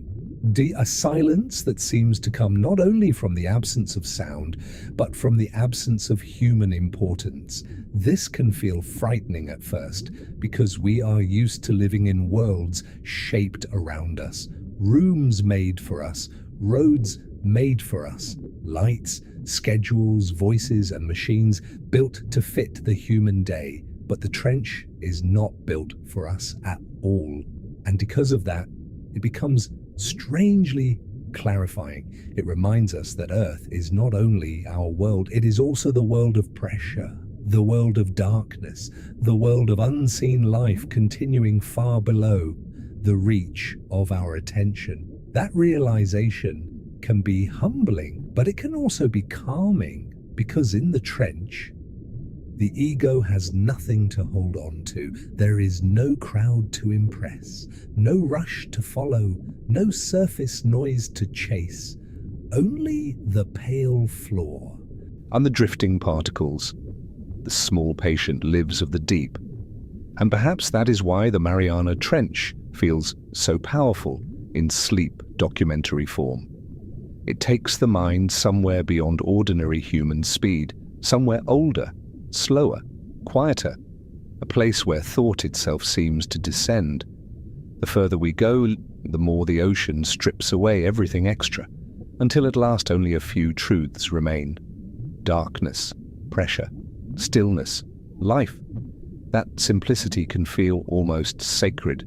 Not because the trench is kind, it is not kind, but because it is honest. It shows the world without decoration, a world where survival continues in silence, a world that does not need to be seen in order to be real. So as we remain here in thought, above the deepest floor, the silence of the trench begins to do its work. It quiets the mind, it lowers the pulse of thought, it asks for less. It leaves only wonder, and in that wonder, something inside us softens. Because the deepest darkness on earth is not only terrifying, it is also strangely still. Even after science measured the Mariana Trench, it never lost its hold on the imagination. That is rare.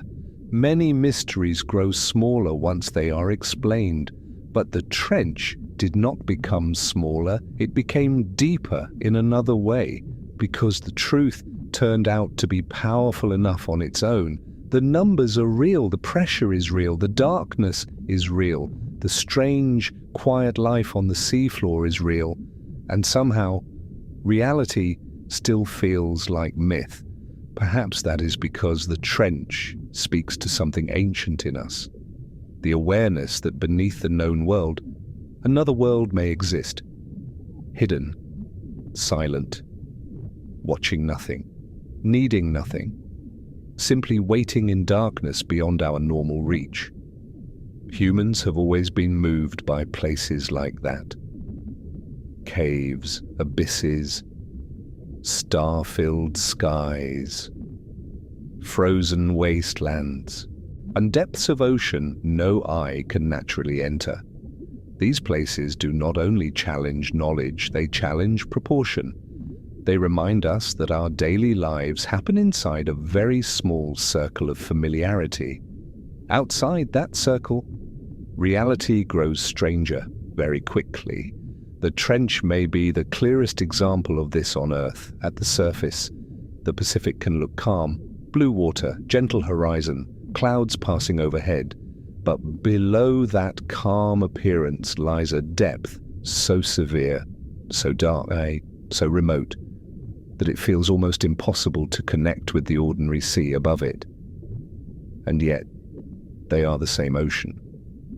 That contrast is what gives the Mariana Trench its emotional power.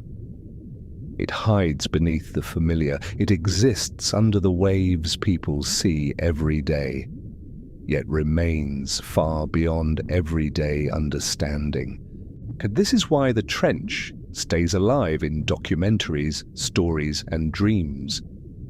Not only because it is deep, but because it reminds us that mystery still lives beneath the surface of the known world. The modern mind often behaves as though everything important has already been mapped, already named, already understood. The trench refuses that comfort. It tells us that even on our own planet, there are realities so extreme that they still humble science, disturb imagination, and awaken wonder all at once. That is why we return to it, not for easy answers, but for the feeling it creates, the feeling that Earth is still bigger than our routines, still older than our schedules, still capable of holding hidden worlds beneath visible ones. And perhaps that is why the Mariana Trench feels unforgettable. And because it is not just a place in the ocean. It is a reminder that below the bright world of day, the dark world remains. Silent, patient, alive. One of the most haunting things about the Mariana Trench is how easily the world above it can look ordinary. At the surface, there may be only water, a moving horizon, a passing wind, soft light on waves. Nothing in that simple scene reveals what waits below. No sign on the sea tells the eye. Here, the earth opens downward into its greatest ocean depth. Here, the water deepens into darkness beyond human instinct. Here, the floor of the world lies hidden under crushing miles of black silence. That contrast is difficult to forget. The surface can seem gentle, but beneath it, the abyss begins. And this is part of what gives the trench its emotional power. It is concealed by beauty. The Pacific above may glow blue in daylight, or silver under the moon. And yet far below that calm skin of water, the deepest known world continues in darkness. A place without sunlight, without weather, without the familiar motion of human life. It reminds us how deceptive surfaces can be. The visible world is only the first layer. Beneath it lie other realities, colder, darker, older, and more extreme than daily life allows us to feel. The Mariana Trench makes that truth impossible to ignore. It tells us that beneath the ordinary, the extraordinary may be waiting in silence. That is why the ocean has always carried so much mystery. It hides its greatest depths under reflections of sky, covers its darkness with beauty. And perhaps this is why the human imagination has never been satisfied with the sea's surface. We sense that the horizon is a veil, a bright lid over a darker world. The trench is the strongest expression of that feeling. It is the place where the surface world ends most completely, and the hidden world begins in earnest. Above, ships may pass without knowing. Clouds may drift, rain may fall. The upper ocean may shimmer and move like a living mirror. Below, nothing changes quickly. The darkness remains, the pressure remains, the pale seafloor waits. This split between worlds feels almost unreal. One ocean, two realities, the restless surface, the patient abyss. And between them, miles of descending water carrying light downward until it dies, carrying food downward until it falls, carrying memory downward until it settles into the trench floor. So when we think of the Mariana Trench, we are also thinking about hidden depth itself, the truth that beneath what appears simple, an entire unseen world may exist. And in that idea, there is both fear and peace. Fear because so much is hidden, peace because the hidden world continues quietly, whether we see it or not. Even now, after expeditions, cameras, sonar, and submersibles, the Mariana Trench still feels untouched. Not because no one has ever reached it, a few have, but because reaching a place is not the same as exhausting it. A single beam of light does not empty the dark. A few images do not complete a world. A handful of descents cannot fully reveal a realm this vast, this hidden, and this severe. That is why the trench still keeps its power. It has been visited, but it has not been made ordinary. The deepest floor on Earth remains what it has always been: cold, silent, pressurized, and mostly unseen. This matters because in the modern world, it is easy to believe that everything has already been found, already measured, already explained. But the trench resists that feeling. It reminds us that discovery is not over. Even on our own planet, even in the ocean that has always been beside us, there are still places where the unknown is real. Not imaginary unknown, not poetic unknown alone, but actual unknown, living in darkness beyond regular human reach. And that truth gives the Mariana Trench a rare kind of beauty. It allows mystery to remain honest. The trench does not feel untouched because it is empty. It feels untouched because it is still larger than our presence there. Human beings can descend, take samples, record images, measure depth, then we rise again. The trench stays, its pressure stays, its darkness stays, its pale seafloor and small, patient creatures stay. This changes the meaning of exploration. We are not arriving to conquer, we are arriving to witness, to look carefully, to learn slowly, to accept that some places keep more of themselves than they give.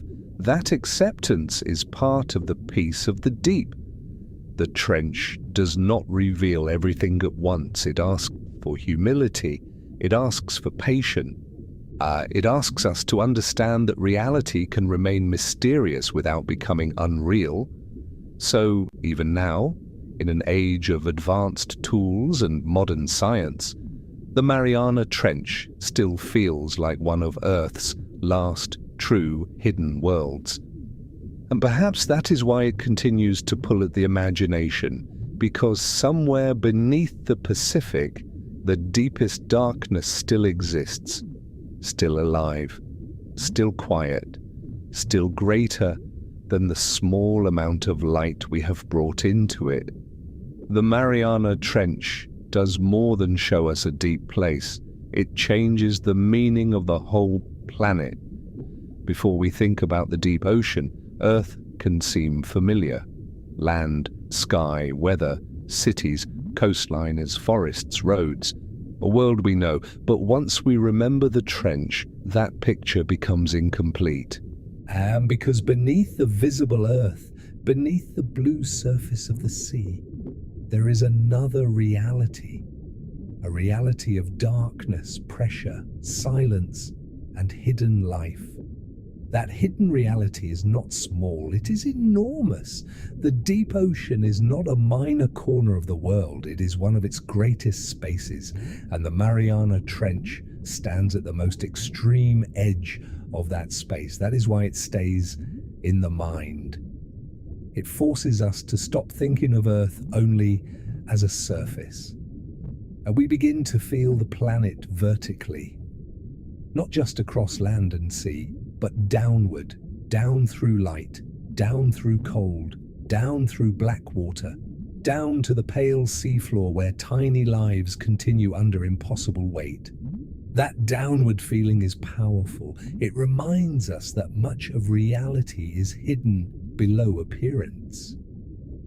The surface may look calm. Also, the horizon may seem simple, but under that calmness lies a depth beyond ordinary thought. And because of that, the trench becomes more than geography. It becomes perspective, a way of seeing the world with more humility, more wonder, more awareness that the familiar Earth is only the upper layer of a far stranger whole.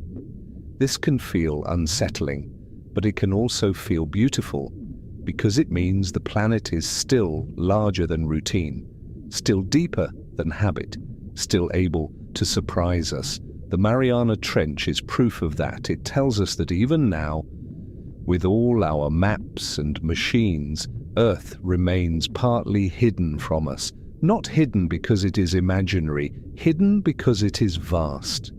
And perhaps that is why the trench feels so unforgettable.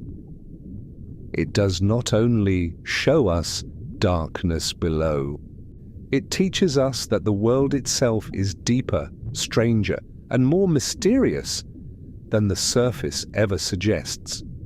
No one truly leaves the Mariana Trench in a single moment. Even when a vessel begins to rise, even when the deepest floor starts to fall away below, the feeling of the trench remains, because a place like this does not end when it disappears from view. It lingers. The pale sediment, the drifting particles, the small lives moving under crushing pressure, the endless dark beyond the beam, all of it stays with the mind, and so the return from the abyss is slow, not only in distance, but in feeling. We rise upward through black water, upward through the Hadal silence, upward through the world where pressure ruled everything, and yet something inside us is still looking down. Still aware that below the ascending vessel, the trench remains exactly as it was. Cold, silent, patient. This is part of what makes the Mariana Trench so powerful. We can visit it, we can measure it, we can film it, but we cannot take it with us. It stays where it has always been, far beneath the surface world, continuing its hidden life without needing our attention. And perhaps that is why the return feels humbling. As we rise, light is still nowhere near. The darkness still surrounds us. The water still holds its vast, invisible weight. But already the mind begins to remember the upper world, the world of wind and waves, the world of open air, the world of sunlight. That contrast grows stronger with every meter. Above lies motion. Below lies stillness. Above lies weather. Below lies the long unchanging dark. Above lies the human world. Below lies the patient world that never needed us. And moving between those two realities changes something inside the imagination. It becomes harder to think of the ocean as only surface beauty. Harder to see blue water without also sensing the black depth beneath it. Harder to look at the earth and imagine that what is visible is all that matters. The trench teaches that lesson permanently. Once you know it is there, once you imagine its depth clearly, the whole sea begins to feel different. Not less beautiful, more complete. The surface is still beautiful, but now it carries a hidden dimension, a secret depth, a silence underneath. That hiddenness makes the ocean feel older, stranger, more alive. Okay, so as we begin this long ascent in thought, we do not leave the trench behind entirely. We carry its feeling with us, the feeling of the deepest floor, the feeling of pressure without sound, the feeling of life surviving in total darkness. And perhaps that is the true return from the Mariana Trench, not escape from its terror, but acceptance of its reality. A quiet understanding that beneath the bright moving world above, the abyss is still there, and always will be. As the ascent continues, the trench does not vanish all at once. Its darkness stays with us for a long time. Below, far below, now, the floor of Challenger Deep rests in silence. The pale sediment remains untouched by day. The small creatures continue their patient lives. Nothing there has changed because we passed through. And only we have changed. That may be the strangest part of leaving the trench. The place itself remains complete. It does not miss us. It does not mark our absence. It simply continues in its own deep time. Upward, we rise through the black water, slowly, carefully, through the same layers that once felt like a descent into another world. And yet now they feel different, because once the deepest point has been reached, everything above it begins to seem like a kind of return. Not safety yet, not sunlight yet, but the long path back toward a world the body understands. The pressure still surrounds us. The darkness is still complete. But somewhere high above, light still exists. That thought alone begins to change the mood. For so long, the trench felt final, a downward answer. A place beyond ordinary earth. Now the ascent introduces another feeling. Release, not sudden release, not dramatic release. A slow softening. The ocean remains immense around us. Yet the imagination begins to loosen its grip on the deepest dark. The mind starts to remember color, starts to remember open sky, starts to remember that beyond all this black water, the surface still moves beneath wind and moonlight. This is the first hint of returning light. Not light seen yet, but light remembered. And memory itself becomes comforting. Because after so much darkness, even the idea of brightness feels warm. Still, the ascent asks for patience. The ocean does not surrender its depth quickly. Layer after layer must be crossed again. Distance after distance must be reclaimed from below. But the meaning has changed. On the way down, every meter carried us farther from the familiar. On the way up, every meter carries a little of the familiar back. And with that return comes reflection. What did the trench reveal? Not monsters waiting in the black, not emptiness, not a dead world at the bottom of the sea. It revealed persistence, quiet life, pressure-shaped survival, a hidden earth continuing far beneath the visible one. That truth rises with us now, because once you have imagined the Mariana Trench clearly, the surface ocean can never again feel simple. Every wave begins to hide a greater story. Every horizon begins to feel like a veil stretched over enormous unseen depth. And perhaps that is the lasting gift of the trench. It makes the world larger, larger in scale. Larger in mystery, larger in humility. So we continue upward now, diptins through the long dark water, carrying with us the memory of the floor below and the first quiet promise that somewhere above this blackness, light still wait. At last, the idea of the surface begins to feel real again, not close yet, not fully visible, but present. Somewhere above the long ascending water column, wind still moves across the sea. Waves still lift and fall. The open sky still waits. And yet, after the trench, the surface no longer feels the same, because once the mind has traveled to the deepest known place on Earth, ordinary water is no longer ordinary. A calm horizon now hides unimaginable depth. A silver reflection on the sea now feels like a thin, bright skin stretched over darkness. Even the most peaceful ocean surface begins to carry a secret. That secret is the trench. Far below beauty, far below color, far below weather and light, the hidden world remains.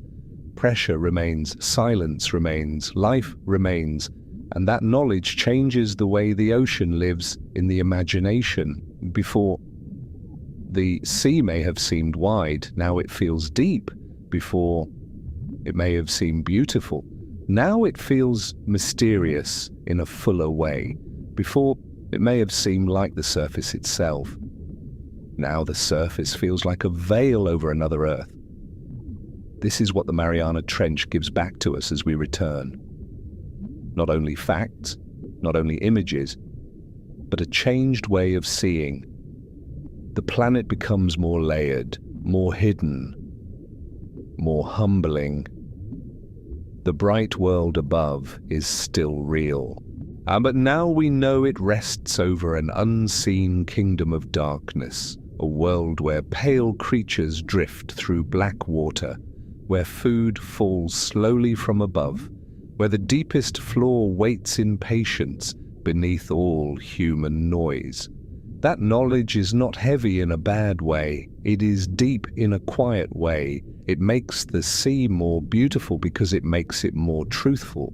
The surface is not all there is, the visible is not all that exists. Beneath calmness, immensity can sleep. And perhaps that is why the return feels gentle now. The trench has already done its work. It has widened the imagination. It has softened certainty. It has shown us that Earth is still capable of hidden greatness. So as we rise toward the upper ocean, toward lighter water and the memory of day, we do not leave empty-handed. We bring back wonder, or we bring back humility. We bring back the quiet understanding that beneath the moving surface of the world, depth still lives. And once that understanding arrives, the ocean is never simple again. And now we reach the end of this long descent. Above us once more, the surface world waits. Wind, waves, open air, the soft return of light. But far below, the Mariana Trench remains. It remains exactly where it has always been, hidden beneath the Pacific, silent beneath the moving sea, holding its darkness, its pressure, and its strange, quiet life far from the world above. That may be the final truth of the trench. We visit it in thought. We follow its depth. We imagine its pale floor, its drifting particles, its small, patient creatures, and we descend through fear, through wonder, through silence, and at last we rise again. But the trench does not rise with us, it stays, cold, still, ancient, a world beneath our world, and perhaps that is why it stays in the mind so strongly. Because the Mariana Trench is not only a place, it is a reminder that Earth is deeper than it looks, stranger than it appears, more alive in hidden places than we are often ready to believe. Beneath the bright skin of the sea, beneath moonlight and weather and the passing lives of ships, the deepest darkness still sleeps below. Not empty darkness, living darkness. A darkness where snailfish drift softly above the floor, where amphipods search the sediment, where life waits patiently for what falls from above. Yeah, where memory settles grain by grain into the deep mud of the world, and all of it continues without asking to be seen. There is something peaceful in that. The trench does not need attention. It does not need praise. It does not need human presence to become real. It simply exists. And in that existence, it offers one final lesson, that the hidden parts of the world are still worthy of wonder, that silence can hold life, that darkness can hold beauty, and that mystery does not disappear just because we learn a little more about it. So let the surface return gently now. Let the mind rise slowly from the abyss. Let the black water soften into distance, and keep only the feeling that remains. Somewhere beneath the Pacific, beyond light, beyond noise, beyond the reach of ordinary thought, the Mariana Trench still rests in silence, still deep, still strange, still alive. And while the world above moves on, the deepest darkness on Earth continues its quiet sleep below. And far below the waves, the deepest darkness still waits in silence. If this journey helped you relax, please like the video, subscribe to the channel, and return again for another deep sea documentary for sleep.